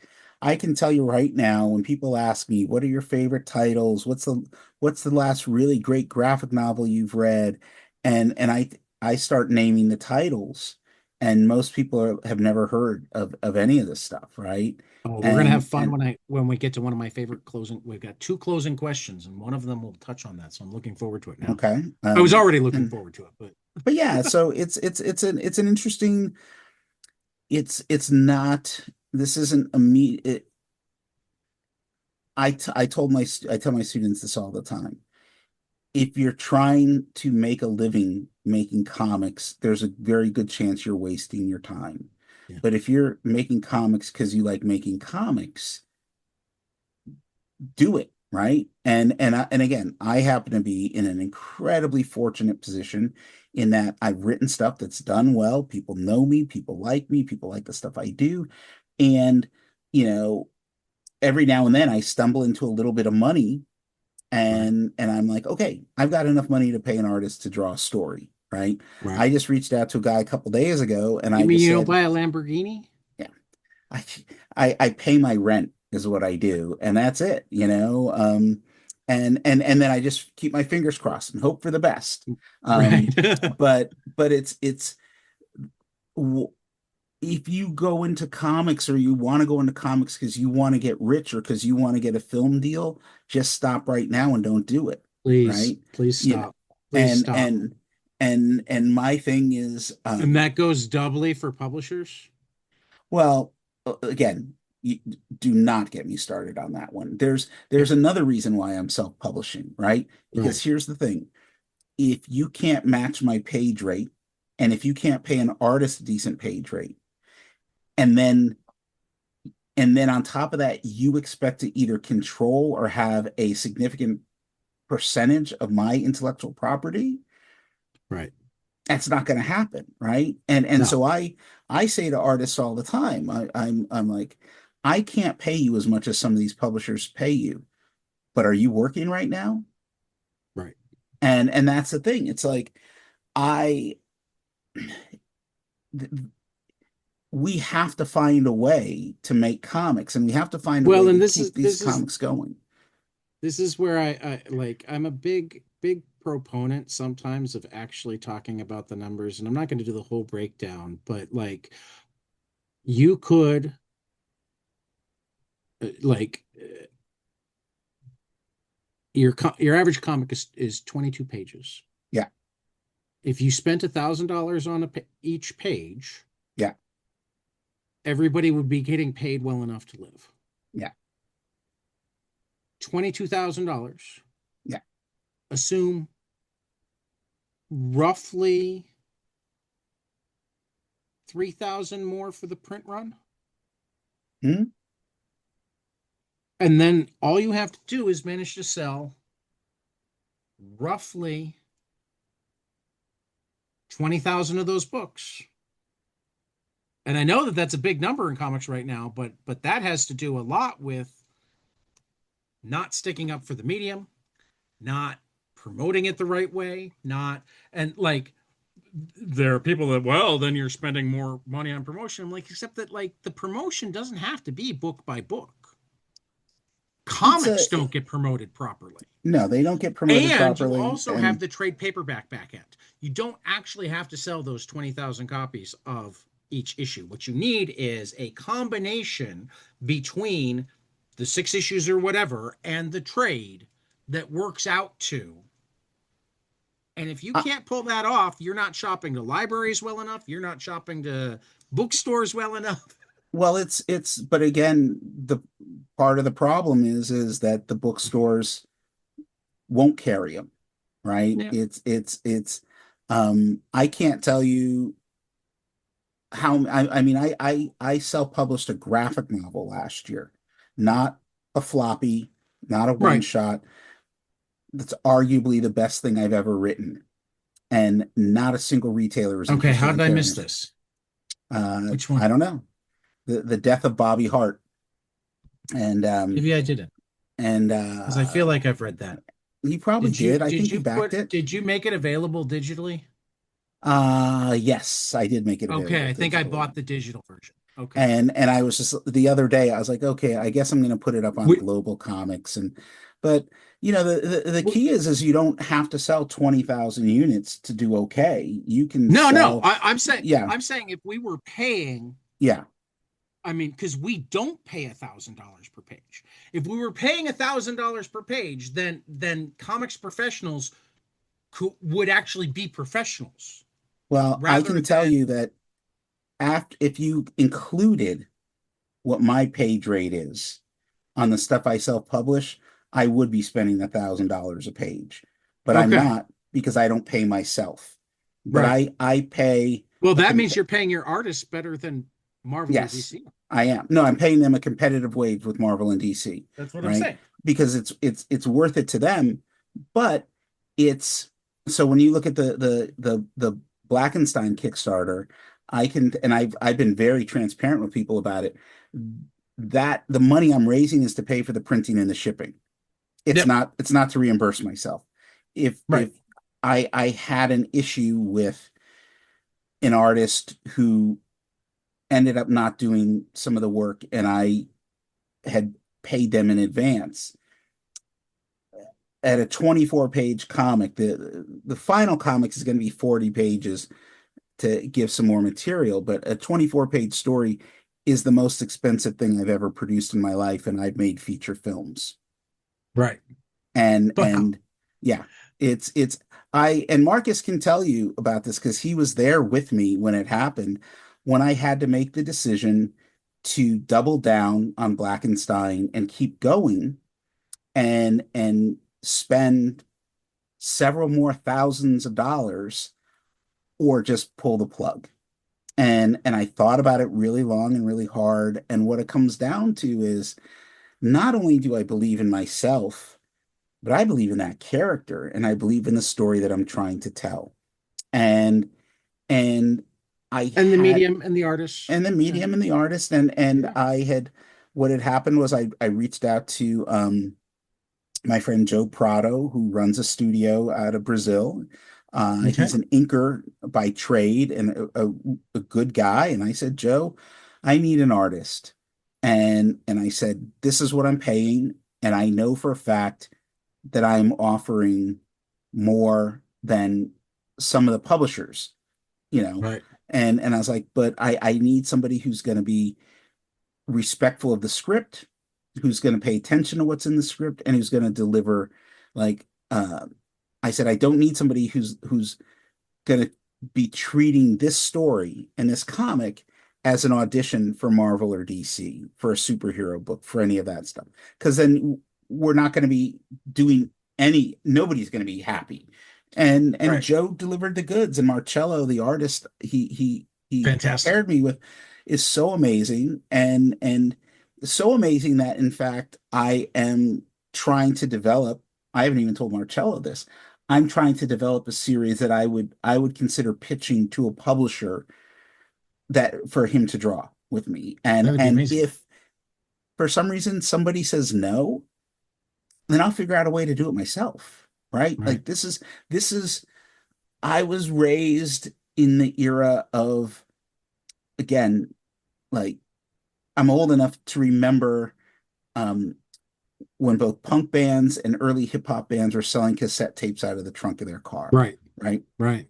This is where I learned how this is how I learned how to be creative. This is how I learned how to be an artist.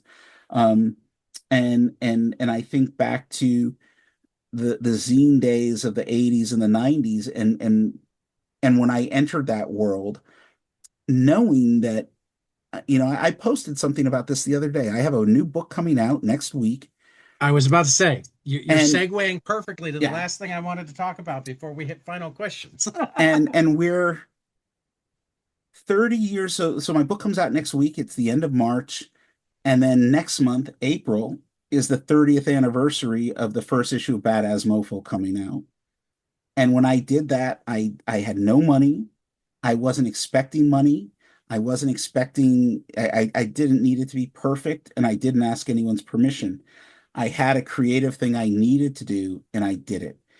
And 30 years later, I can hold this book in my hand that I don't have in front of me right now, Well, but you need to plug it because I was yeah. about to ask you about it, And but which means we should name it, David. it People is can't buy it it if is they don't know the the name. title of the book is Black Film, a history of Black representation and participation in the movies. It's from 10 Speed Press. It is exactly as the title implies. It's not a graphic novel, but it No, is it's a book a book. it's a book, but it is very graphic. There's a lot of posters. There's a lot of a lot of ephemera that shows the progression of not just the film industry, but specifically um, the representation of African Americans in film. And there's some original art in there too. And it's a project that, to be 100% honest, is actually more than 30 years in the making. And I it wasn't until very recently that I realized that I'm a pretty patient person, because I've never stopped. I get frustrated, I get upset, but I just keep going. I just keep putting stuff out, and this was a book that I've been wanting to write for not quite 30 years, but at least 20. And I could not find anybody who was interested in it, right? Um, and then finally, because of the work I'd done with 10 Speed, and they do more than just graphic novels, they were interested, and it took a while. There were some times where it felt like pulling teeth. I was I had to go back to a wheelhouse of writing about film, which is something I have not done with any significant seriousness since 2008, right? I mean, I was a professional film critic for over 10 years of my life, but when I walked away from it, I really walked away from it. And there was a whole host of reasons I don't need to get into. Um, and when I went into this book, I made a vow I wasn't going into it as a critic. I was going into it as a historian. And there's a huge difference. And one of the roles of a historian is to try to be as impartial as you can be, right? You can be critical. Um, I hate Gone with the Wind. I'm not going to say how much I hate Gone with the Wind in my book, but I will mention the fact that Margaret Mitchell was a racist, and that she pushed a racist agenda in her book.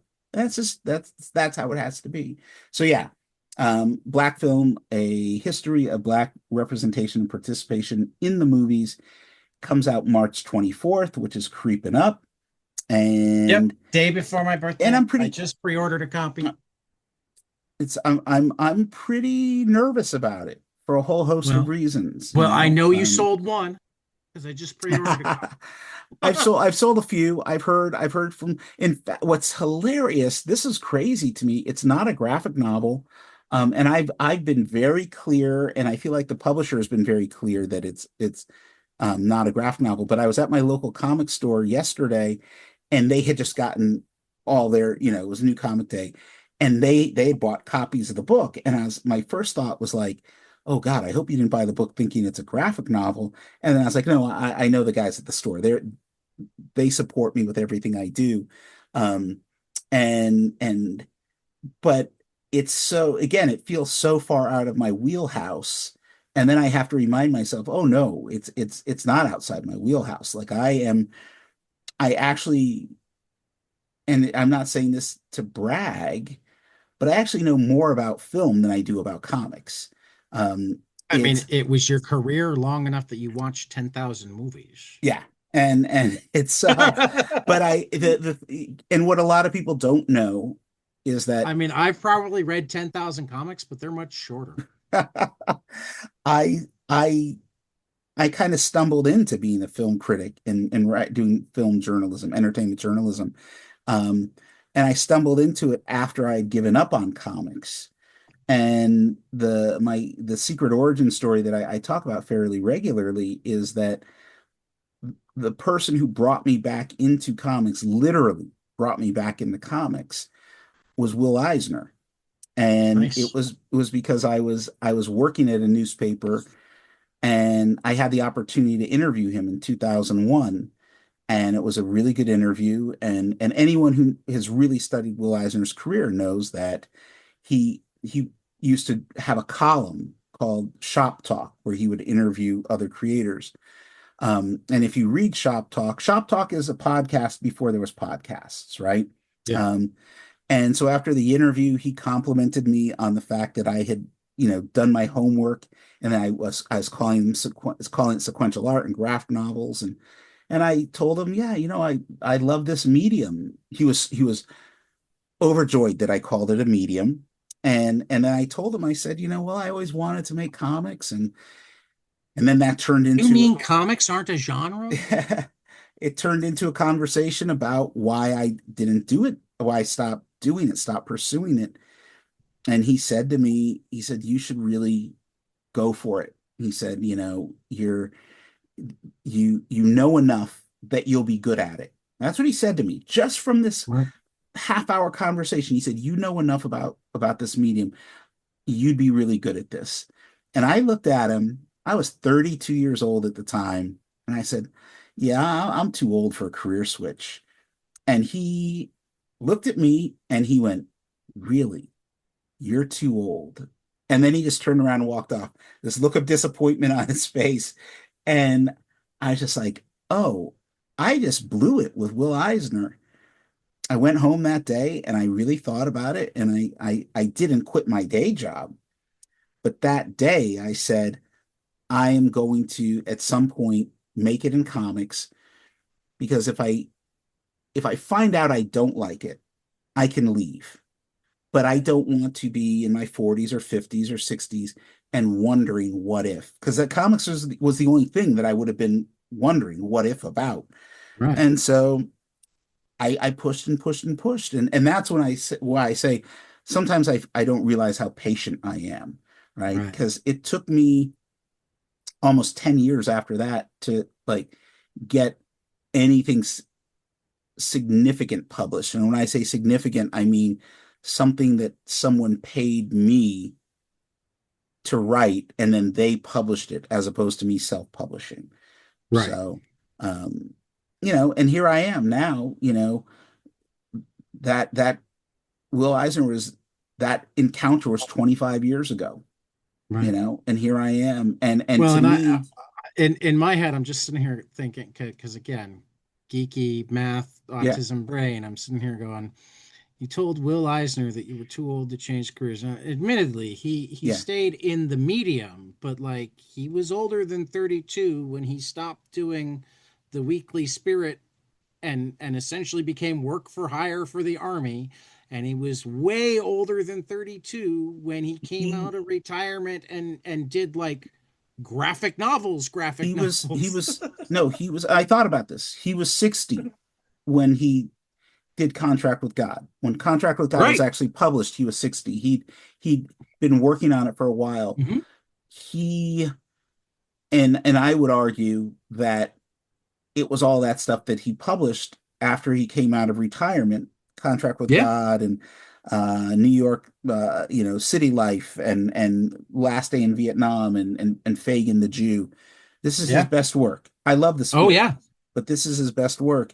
And again, to have disappointed him that way, and and I don't and think you did. I From know what I know I about know I didn't. from I what know I I know didn't. about Eisner, that was for effect. Yeah. And then to after that, at some point, to just be nominated for Eisner Awards Right. is great. But the key is I have that story, right? And Yeah. the thing was that he was one of the first outside people who, other than close friends and family, who said, "Oh, you can do this," right? Because Right. the big mistake a lot of us make creatively and personally is there's nothing worse than telling your dreams to the wrong people. Right. And sometimes those people are in your family, sometimes they're your friends. And they don't even know how to be It's kind. not practical. Yeah. And so I try really hard to be positive in my feedback. And one of the things I push an agenda now that's very much like with my students. I say, look, they're talking about they've got this massive epic story that they want to do. And I said, man, this story sounds great. I said, I want you to just make a 10-page comic. I said, because if you set out to do Saga or whatever, The Walking Dead or Bone, some epic thing, but you haven't actually done anything yet, you're going to run into obstacles that will be so disheartening, you're likely to quit or give up. But if you I mean, make a this is 10 where page, you could totally use Bone as a perfect example because yeah, before it was Bone, it was Thorn, and yeah, before it was Thorn, it was the like handmade. yeah, Je yeah, Jeff and I are friendly. He's been on the show a couple of times, and like one of my do you have the Thorn Kickstarter edition? I don't. So in the Yeah, Kickstarter edition, they include facsimiles of mini comics he made with essentially fully formed yeah, bones from age 8, age 12, and age 16, Jeff Smith. yeah. So long before there was bone, And just been doing it. I talk about this all the time. There's nothing more magical than when something inspires you and it ignites your imagination um, but most people don't understand how long it takes. And Right. so you read something like Bone, right? You read something that Junji Ito did, or you read, whatever, Love and Rockets, Oh, and you go, another I one of my want, book clubs. yeah, I I want to do this. And also another crazy story because like Yeah, 18 and 21 when they started that, but but they've been drawing pretty much nonstop since they were yeah, 7 and and and 9. and you become inspired by it. But it's I joke about this all the time. I remember being a kid and buying How to Draw Comics the Marvel Way and going, I'm going to learn how to draw comics the Marvel way, and then a year later realizing it wasn't working out, right? And I my at I'm in my 50s now, and my biggest regret, I only have one regret, and that's that I didn't stick with drawing. There's one facet of my life I never had the patience for. I still don't have the patience for. I struggle with it all the time. And if I am in fact a good writer in this medium of comics, it's because I'm a failed artist. And when I partnered up with Marcus, again, more so than any other artist I've ever worked with, although I've worked with some great artists, but Marcus is like he is it's like we're telepathically connected in some capacity. And I As tell long him as this I all have the a new time. book tomorrow, right? Because you guys are just working on it right now while you're talking to me. Yeah, yeah, yeah. We're working on it, and it's it's gonna be different from Big Jim, but it's gonna be better than Big Jim. And it's That's a high bar, man. I it mean, I is. believe that you guys can clear it, but that's a and high and bar. um because I him and I talked about this a lot. Big Jim was nominated for a lot of awards, and we won And almost should have none of won them. more of them. I'm thankful that it didn't win. Yeah. Which people think I'm being disingenuous when I say this, but it's true. I'm glad we didn't win because then I would have gotten caught in the trap of trying to figure out how to top Big Jim by basically Fair. repeating Big Jim. That's fair.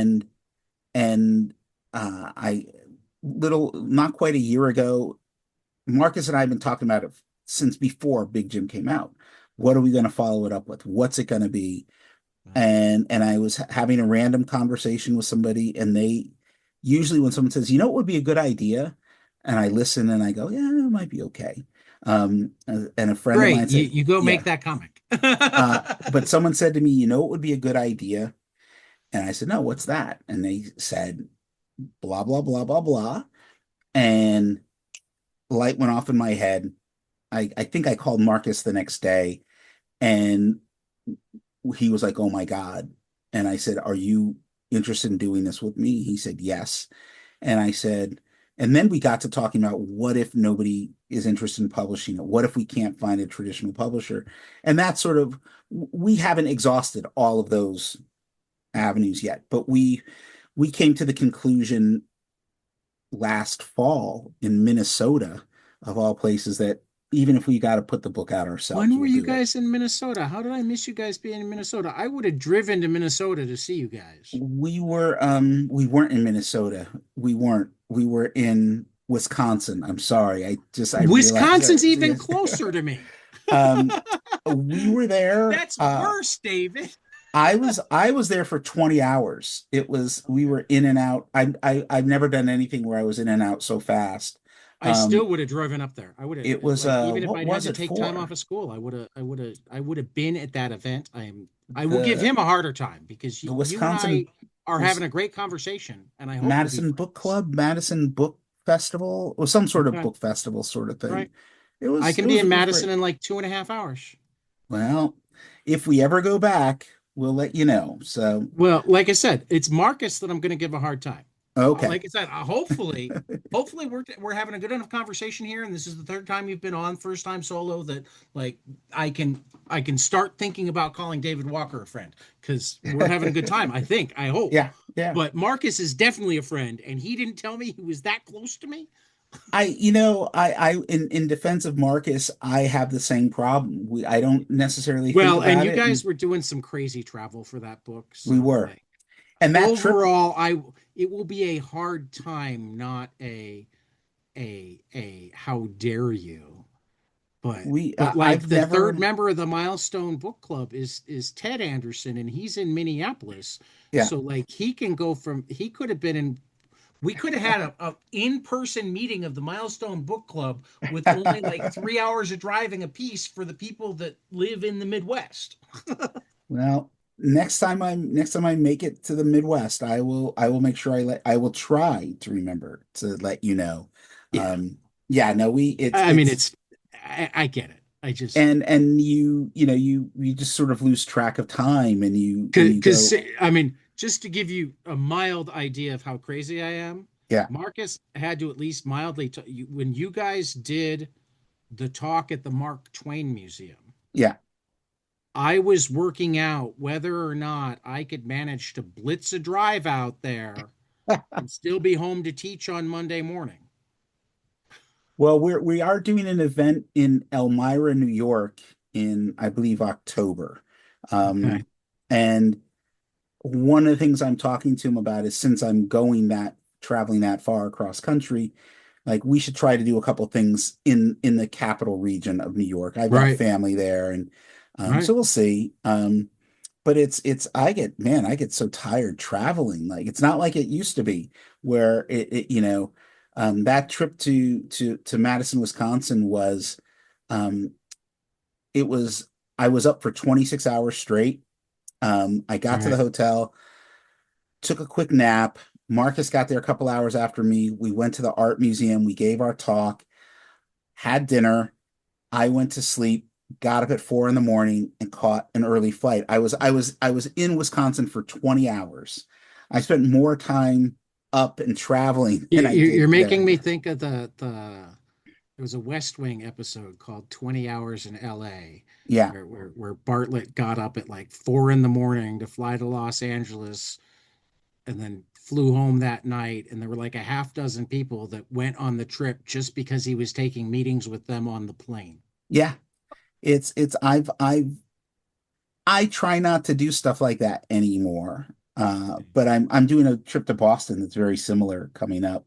I did one to San Jose that was very similar. That San Jose is not that bad because that's like a 45-minute flight, but Boston's like 5.5 hours, and Yeah. it's like, Yeah. it's like, oh, I'm gonna have time for one meal. You know, who's it gonna be with? Marcus is gonna be there, so it'll be him and maybe a Yeah. couple other people. Yeah. But you know I mean, what? Boston's a nice town. I I I like can't Boston. complain. This is the life I chose for myself. Right. This is the career I've chosen for myself, and I'm happy with it. For the most part, there's sometimes where I Right. get frustrated, but you know, I don't lose sight of the fact of how lucky I am. Yeah. I don't lose sight of the fact that I can go, okay, I spent so many years trying to make comics and they went nowhere. And then I started making comics uh and some of them weren't that good. And now I'm to a Right. point now where I think most of the stuff I'm doing is pretty solid. So I feel So like yeah. that's a perfect segue into one of my closing questions, which means we Okay. won't talk a lot about Ralph Cooper, but I'm going to bring him up really quick just to Okay. say that the movie club that I was telling you about, after you wrote about him, we watched the Duke is Tops. Yep. Dukas Tops. Okay. Yep. I picked it out and it went over quite well with everybody, which made me happy because I liked it, and I always worry that my picks aren't going to go over well with the family. Yeah, Ralph Um, Cooper's an interesting guy. yeah, Because he's also the guy who is basically created Amateur Night at the Apollo, right, and he didn't do a lot of films, but he did films with the Popkin brothers, who were really pioneers in understanding that there's a black audience, and the right. Duke is Tops, and um, oh, the crazy thing is every movie Ralph Cooper made had at least three titles. They're kind of rough around the edges, but what I Right. talk about all the time is like they helped pave the way for what would eventually become movies like Sinners, right? Hmm. Hmm. And and and and I don't take anything away from any of those movies, right? Right. The sound is bad usually, but that's neither Yeah. here nor there. So Well, and some of that just has to do with restoration too. yeah, yeah. It's probably and, better and at the or time. finding even decent copies. Right. A Right. lot of that stuff is like um it's just being mastered off of Right. the I video mean, masters. Yeah. half the reason that we watch Duke is Tops is like our one rule is just because it's what everybody has access to. If it's not streamable off of the Bad River site, then you can't pick it Got it. because Okay. we can't have people have to go nuts to be able to watch a movie. And it was one of like two of his movies. I had two movies to pick from if I wanted a Ralph Cooper I want to movie, say that and I went, give me the Lena Horne one. I think there's only two movies of his that exist at this point. I could be wrong. I think I came across a third somewhere else, but you could be right. Yeah, there was this is and I was telling somebody this the other day. We were talking about the book getting ready to come out, and I said that the interesting thing is that because the release date got pushed multiple times, how many silent films and films from the 30s and 40s, there's not a lot, but there's a handful of stuff that got discovered, that the prints were found, things that were found, It's like, always wonderful when that and happens, isn't it? but it was like, oh, oh, I guess it's a good thing the book was delayed so I can mention this, right?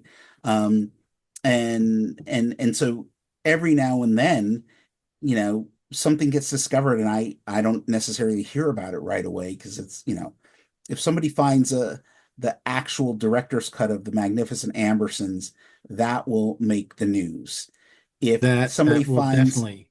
a print of a Ralph Cooper movie, most people are going to go, "Who's Ralph Cooper?" Right. And so Right.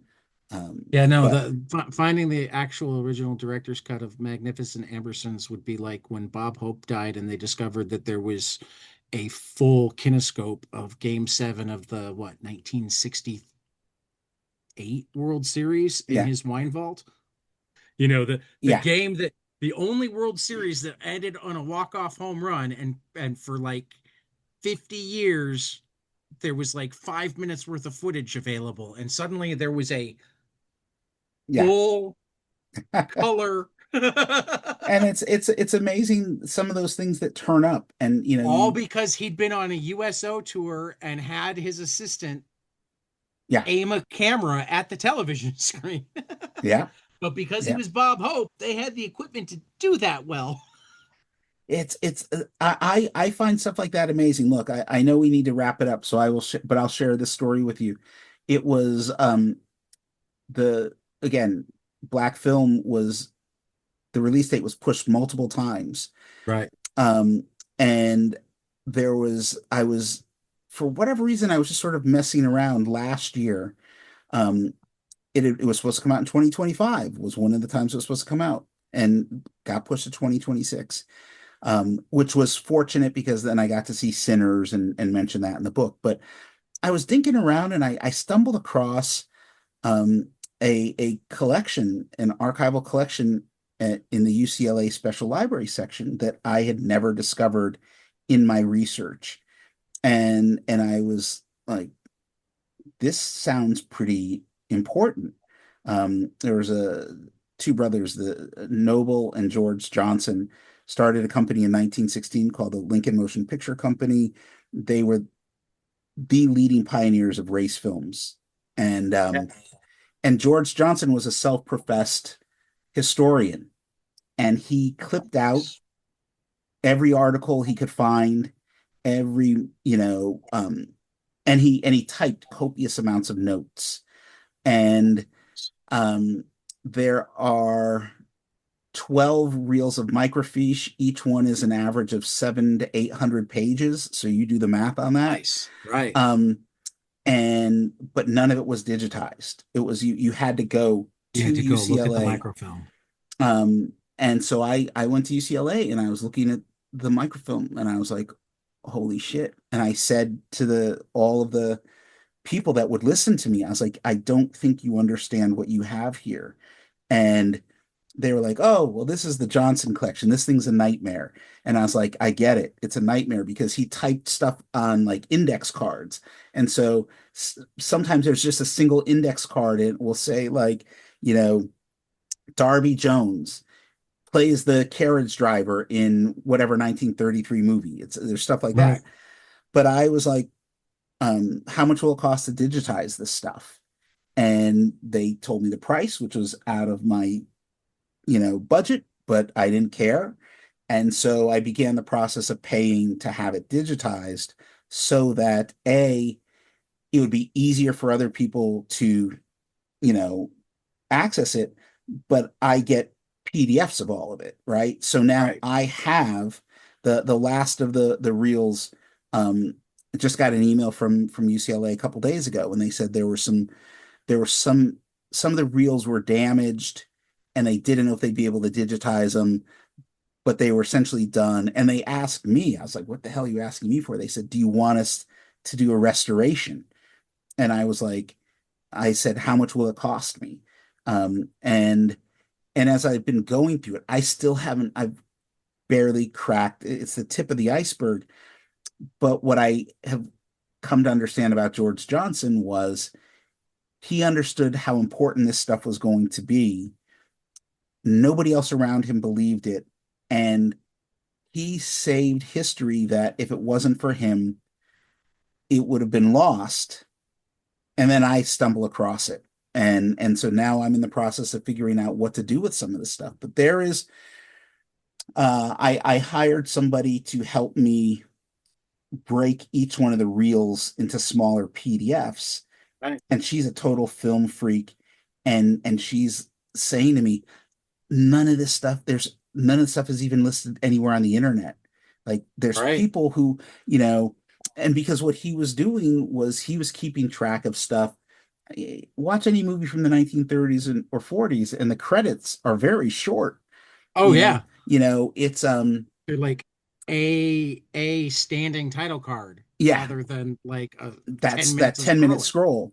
Right. And so especially when it comes to like black performers, um, most of them you don't know what they've done, right? Right. There's a handful that you can go, okay, I know that we have a good idea of everything what Clarence Muse did, even when he doesn't have a speaking part in a movie.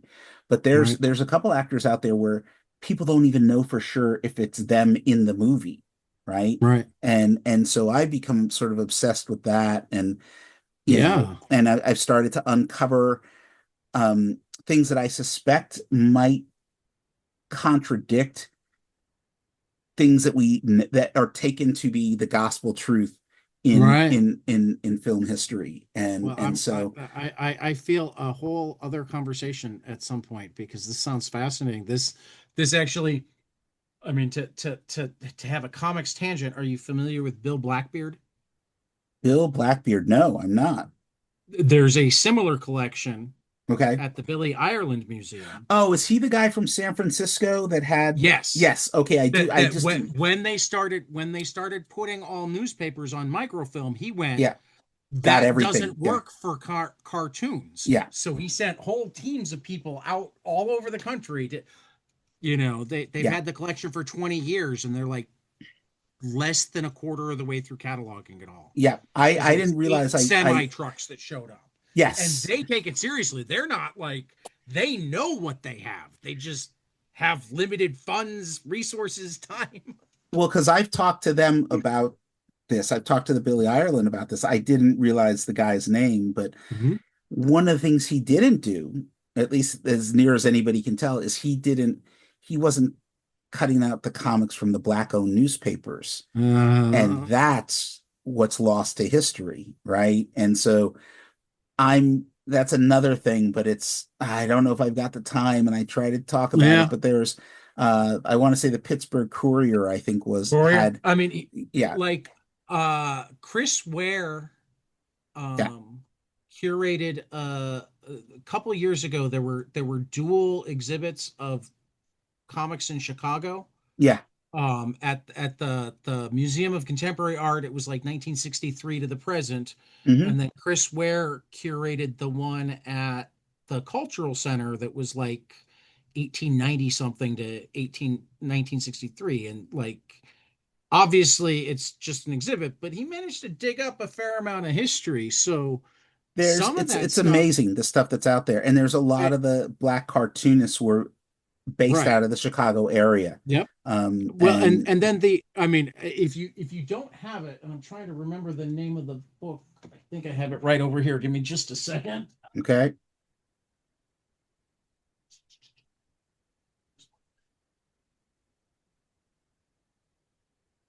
Yeah, I don't have it right over here. Must be downstairs. But the I probably have it, whatever it is. yeah, New York Review Comics put out the essentially the on one hand, it was like the catalog for the show, Yeah, but it was exclusively like the black cartoonists that were in the shows. I do So have it that. had, yeah, Yeah. Yeah. amazing, I've amazing. got um there's the book that came out a few years ago called Invisible Men. I've got that. I've Yep, got the Bungleton Green collections. yep, Whenever I hear about them, I grab them and yeah. I'm like, okay, because who knows how long they're going to stay in Well, but print. then, I mean, I mentioned briefly earlier, I'm a massive baseball guy too. And like in my lifetime, Yeah. the number of Negro League box scores that have Yeah. been dug up Hmm. has like grown exponentially. Yeah. So if they exist in anybody's collections, if there's a library that kept, that didn't go microfilm or whatnot, no matter how big or small, eventually somebody's going to find them. And a lot of it, and I talk to people all the time. It's like, okay, you need to talk to your parents and your grandparents, and if your Mm-hmm. great grandparents are alive, and like I get it. Yeah, you want to clear out the basement, you want to clear out the attic, but you need to Take a look check at that scrapbook. to make sure. Yeah. Was it a And family scrapbook or was it, yeah, ooh, I love this cartoon? I mean, like before things got bound, if yeah, somebody loved a cartoon, they you would cut it cut out. Yeah, everyone out and put it in their own book. yeah. So You know, yeah, I talk about um, this sort of stuff all the time. I So know you do.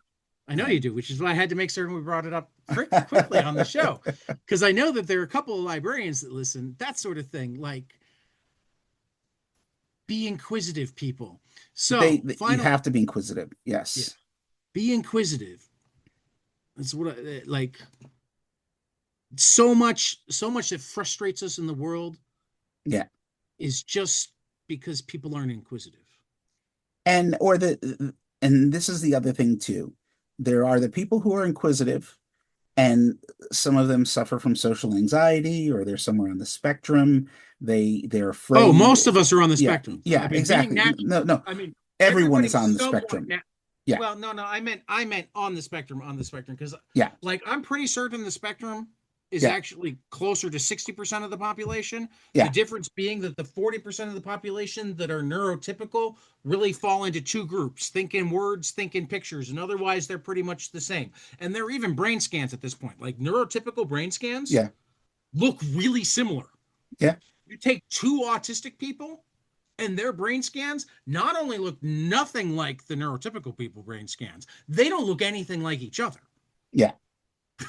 So you've got And like 40% of the population, mostly the same brain, 60% of the population, like 3 billion different brains. yeah, yeah. And so I just but what I try to tell people is that, like, don't be afraid to share the things that you're interested in, the passions that you have, because I try not to be. it's you don't know what's going to come out of it. I mean, I built an entire life and career out of the things I'm passionate about. Yeah, And yeah. um and it saved my life. Mhm. I mean, I hated the movie Blackenstein, but Blackenstein has saved my life, Right. you know? Well, and there is another perfect segue to one of my closing questions, and this is my newer one. Like Okay. this is my fifth year of this podcast now, and I won't quite say it saved my life because I've been on more even footing for like 10 years, Yeah. but it's absolutely changed my life.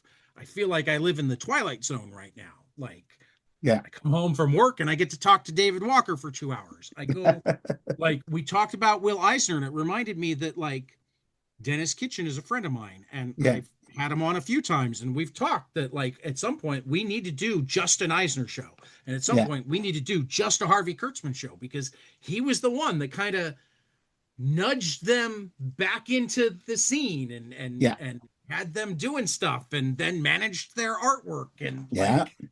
like the story. I mean, like sitting at lunch with Dennis Kitchen is completely surreal, Yeah. which is where this question is. Yeah. um I've discovered that I'm not at all alone in comics Mhm. in terms of my life being some sort of weird, wonderful version of the Twilight Zone.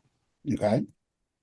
Everybody in comics has surreal stories from their time in comics, things that have happened to them or experiences that they've gotten to have or whatever that never would have happened if they hadn't chosen this life, this medium, this group of people. You've actually related a number of them already, Yeah. but I'm going to ask for one more. Give me just a surreal experience from your time in comics that sticks out to you. Something that, like, every time you think about it, you like pinch yourself a little because you're like, Yeah.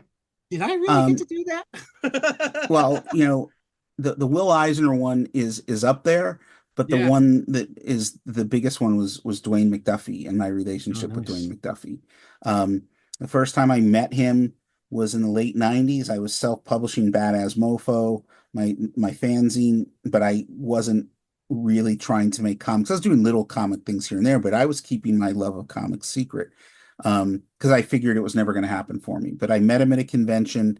I met him at San Diego Comic Con. This is back when you could like just walk up and buy a ticket. But I think um, I went to the last year that you could do that. I went in um, 98. and so yeah, this was around 98, 99, and I already knew Reggie Hudlin at this point from a whole other host of um ways, but Hudlin had shared Badass Mofo with a bunch of other people. So I walked up to Dwayne and I said, "Oh, Mr. McDuffie, I just want to introduce myself. I'm a big fan. My name's David Walker." And he just looked at me and said, "Yeah, I know who you are. Come on, walk with me." And that was the beginning of my relationship with Dwayne, which never got much bigger than that. Every now and then I would email him. I did do an interview with him that was in one of the Tomorrow's publications. I can't remember which one. Um, and our most of our relationship was based on seeing each other at San Diego, but he would always say the same thing. He would always say, "Yeah, come on, walk with me." And then we would have a conversation while you're walking, which is the best way to have a conversation at San Diego. So I now Oh do yeah. that, right? Yeah. But he was, It's the best way to have a conversation anywhere where there's good stuff to look at. yeah. And I want to say that, you know, he treated me from the moment he met me, he treated me like a peer. He didn't have any reason to treat me like a peer, but he was respectful. And I, between my experience with him, my experience with Walt Simonson, and my experience with Will Eisner, those are the three who I keep that in mind with everybody that I meet. And my interactions with them have guided me through everything. But it was really Dwayne. And the thing was is that, you know, like I remember I remember the day he died because about 2 days before he passed, I was looking for his phone number because I was at a point where I really needed advice. I really needed career advice. Um, I was trying to really break into comics and it wasn't working at all. And um, and so I'm looking and I can't find the card and it's nowhere to be found. And I was like, it's okay. I'll be able to get in touch with him next week. I'll find it. And then I found out he died, and it was like, um, I don't want to go so far as to say that he was a mentor to me, but and he wasn't quite a friend, right? Right. I can't go that far. Um, but I have so much respect for him, and when he died, I honestly felt like, oh, I'm alone, right? Like I Yeah. need to. Um, I don't quite know how to describe it other than to say that so he passed in 2011, and that year at Comic-Con, there's two things I did. I made a promise to myself that anybody who I'd been arguing with publicly over the years, I was going to apologize and get that out of the way. But what happened, and this wasn't intentional, that was the year that I finally met John Jennings in person, right? And I was meeting other people, and I'd been hoping to find a mentor or a relationship to take my relationship with Dwayne to another level because I felt I needed guidance or a mentor.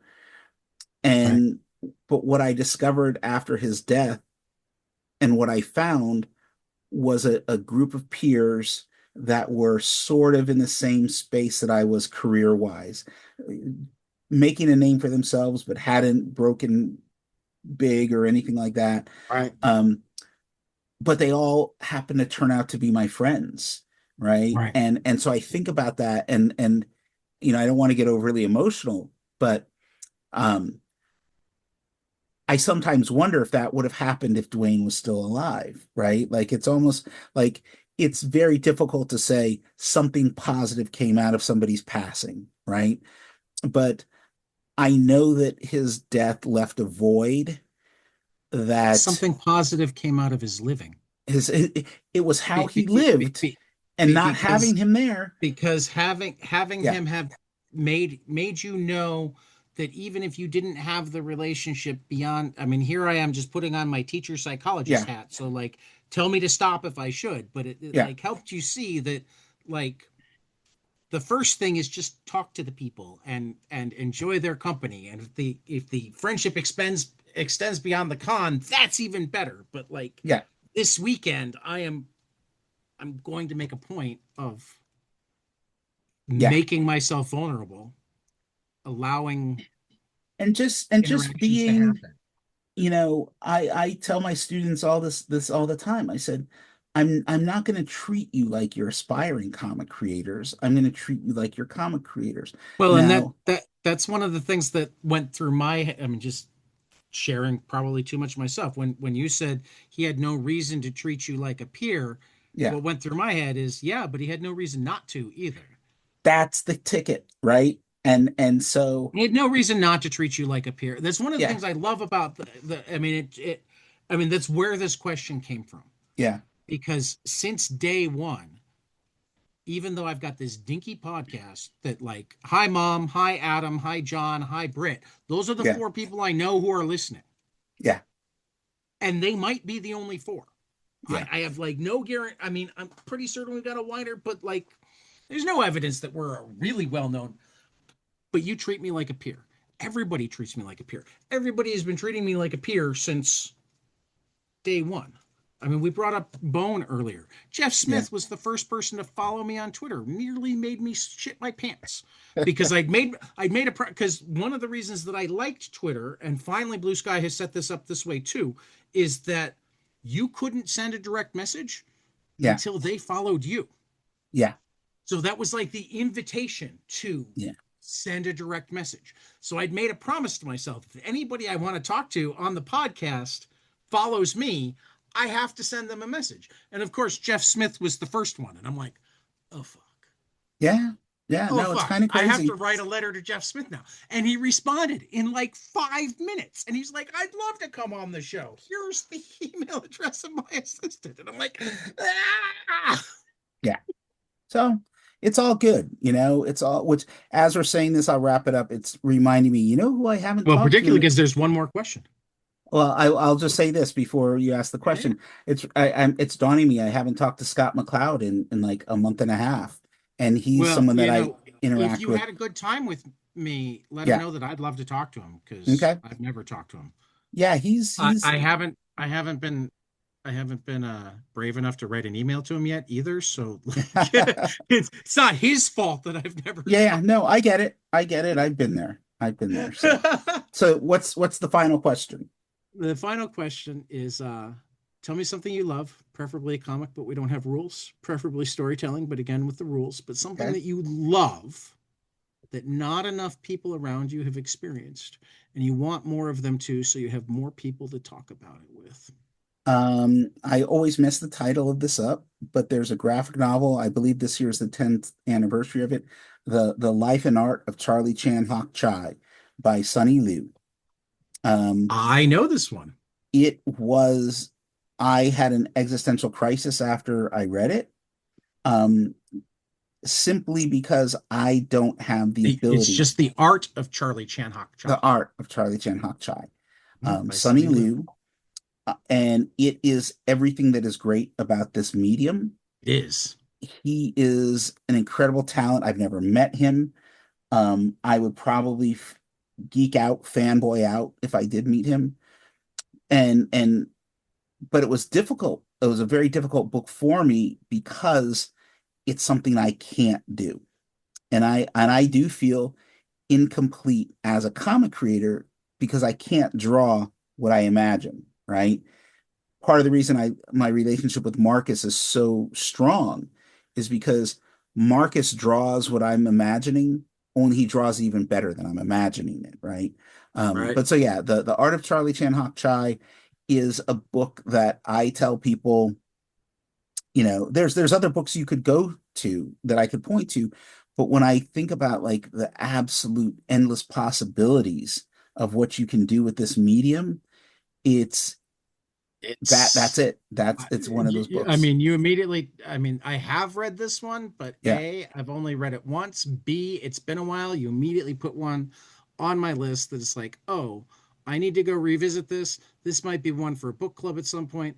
Like Yeah. one of the reasons 22 Panels has so many book clubs is it gives me an excuse to either revisit things that I wouldn't otherwise be able to fit into my reading schedule, but if they're an assignment, I have to, Yeah. or or to read things that I want to make certain I fit into my schedule. Yeah, Uh, no, I would reread it in a heartbeat, except I can't find my copy. So I'm contemplating buying a second copy, but then I know the first one will turn up and then I'll have two. And then I could always give it to someone else. But yeah, I mean, it is this also available digitally. yeah. Um Um, I think that's I'm a actually the tactile version. person. I I am like, too. so I am but too. but yeah, that's the But one. I also have space constraints, Oh yeah, so do and I I. read everywhere. Yeah. So it's sometimes it's like an iPad or 50 pounds of books in the backpack. Well, yeah, no, I have a comic I need to read as soon as we're done because I'm meeting with someone this evening to advise them on their Kickstarter, but I need to read the Okay. comic first. So that's All I'm like, okay, I gotta go make sure my tablet is charged and right. I can read it. So yeah.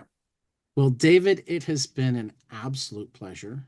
Thank you. It's been great to be back on. I Hopefully, appreciate yeah, it. hopefully we make this a semi-regular thing Yeah. because it's always a pleasure. But I Yeah, know yeah. you're a busy guy. You're always writing. You teach a lot. Your class sounds amazing now. I mean, every comic class sounds amazing, but like again, I can't emphasize enough like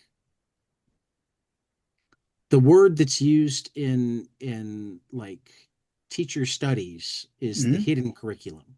Yeah. The things that we teach either on accident or on purpose, but that aren't like the In the stuff that we syllabus. teach. Yeah. In the Right. rubric. Yeah. And like I think for most people who actually dedicate themselves to education, and like one of the few things I'm dedicated more to than comics, storytelling, arts, whatever, however you want to frame that, is teaching. Yeah. And I don't I feel like I'm teaching when I do this show. I feel like I was teaching when I was selling records and oh, you like that? Let's talk Yeah. about this. And like I have a very broad version of what teaching is, but um I'm also a strong believer in like the stuff is almost never as important as like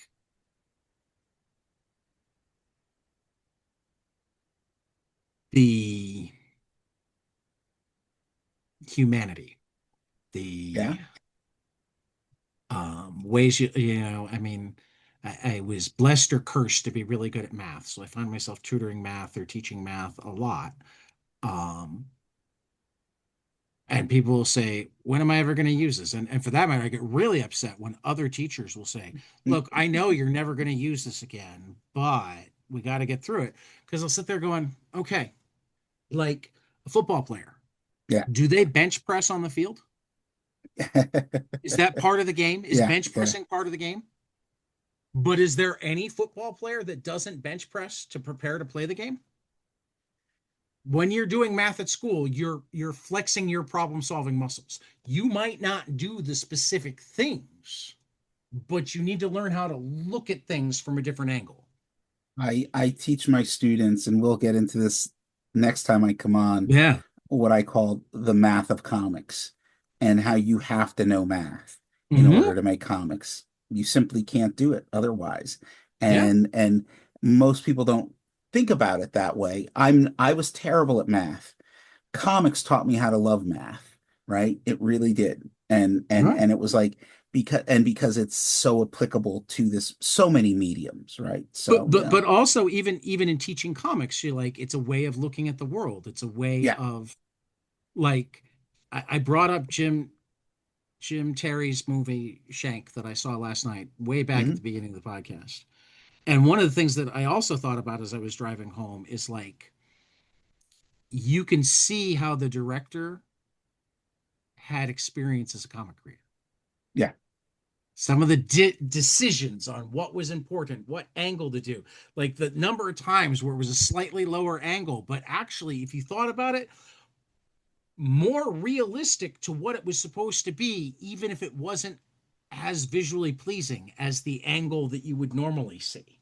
Yeah. It's supposed to be the you're supposed to be seeing from the character's perspective, and it made me realize, oh, this angle is seeing from the character's perspective. The angle that we normally see in movies is like from 5 feet above the character's head. Yeah. So yeah, You know, it's all crazy, but yeah. we've been at it. So I'll We've let been you at go it, do and it's been your a thing, blast. and I'm I getting need to ready to finally have go dinner, eat a and then little I need to dinner go and to then get sleep ready because to it's 2 hours later for converse with me, them. and I Yeah. need to teach in the morning. Oh my And then I goodness. get Well, spring break. we'll have fun with both. Have fun with teaching Yeah. and have a good spring break. I got 4 panels at C2E2 this year. Oh, there you go. Okay. They're my first 4 panels. Yeah. I finally decided to like throw my hat into the ring to moderate a panel, and I had 4 of the 5 of them accepted. So I'm trying Okay. not to be too nervous. So what I will tell you is don't be nervous. I don't think Um, I am. just keep in mind, this is the one thing I tell everybody. The panels are over in a second. Oh yeah. And so if you prepare more than 3 questions, you've done too much. That's Yeah, all I'll tell you. I've Yeah. already got that Okay. and it's like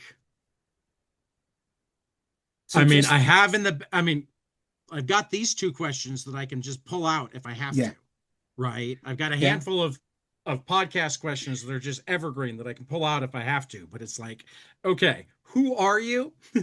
Yeah. And then this, and then this, and then anybody else got any questions? And so just, again, it's okay to be But nervous, but just enjoy but they yourself. but they also they and I'm equal parts excited and nervous about this one because they approved what I thought was so batshit crazy of an idea that they would never approve it. Okay. And that's that I will have cool people talking about comics, Yeah.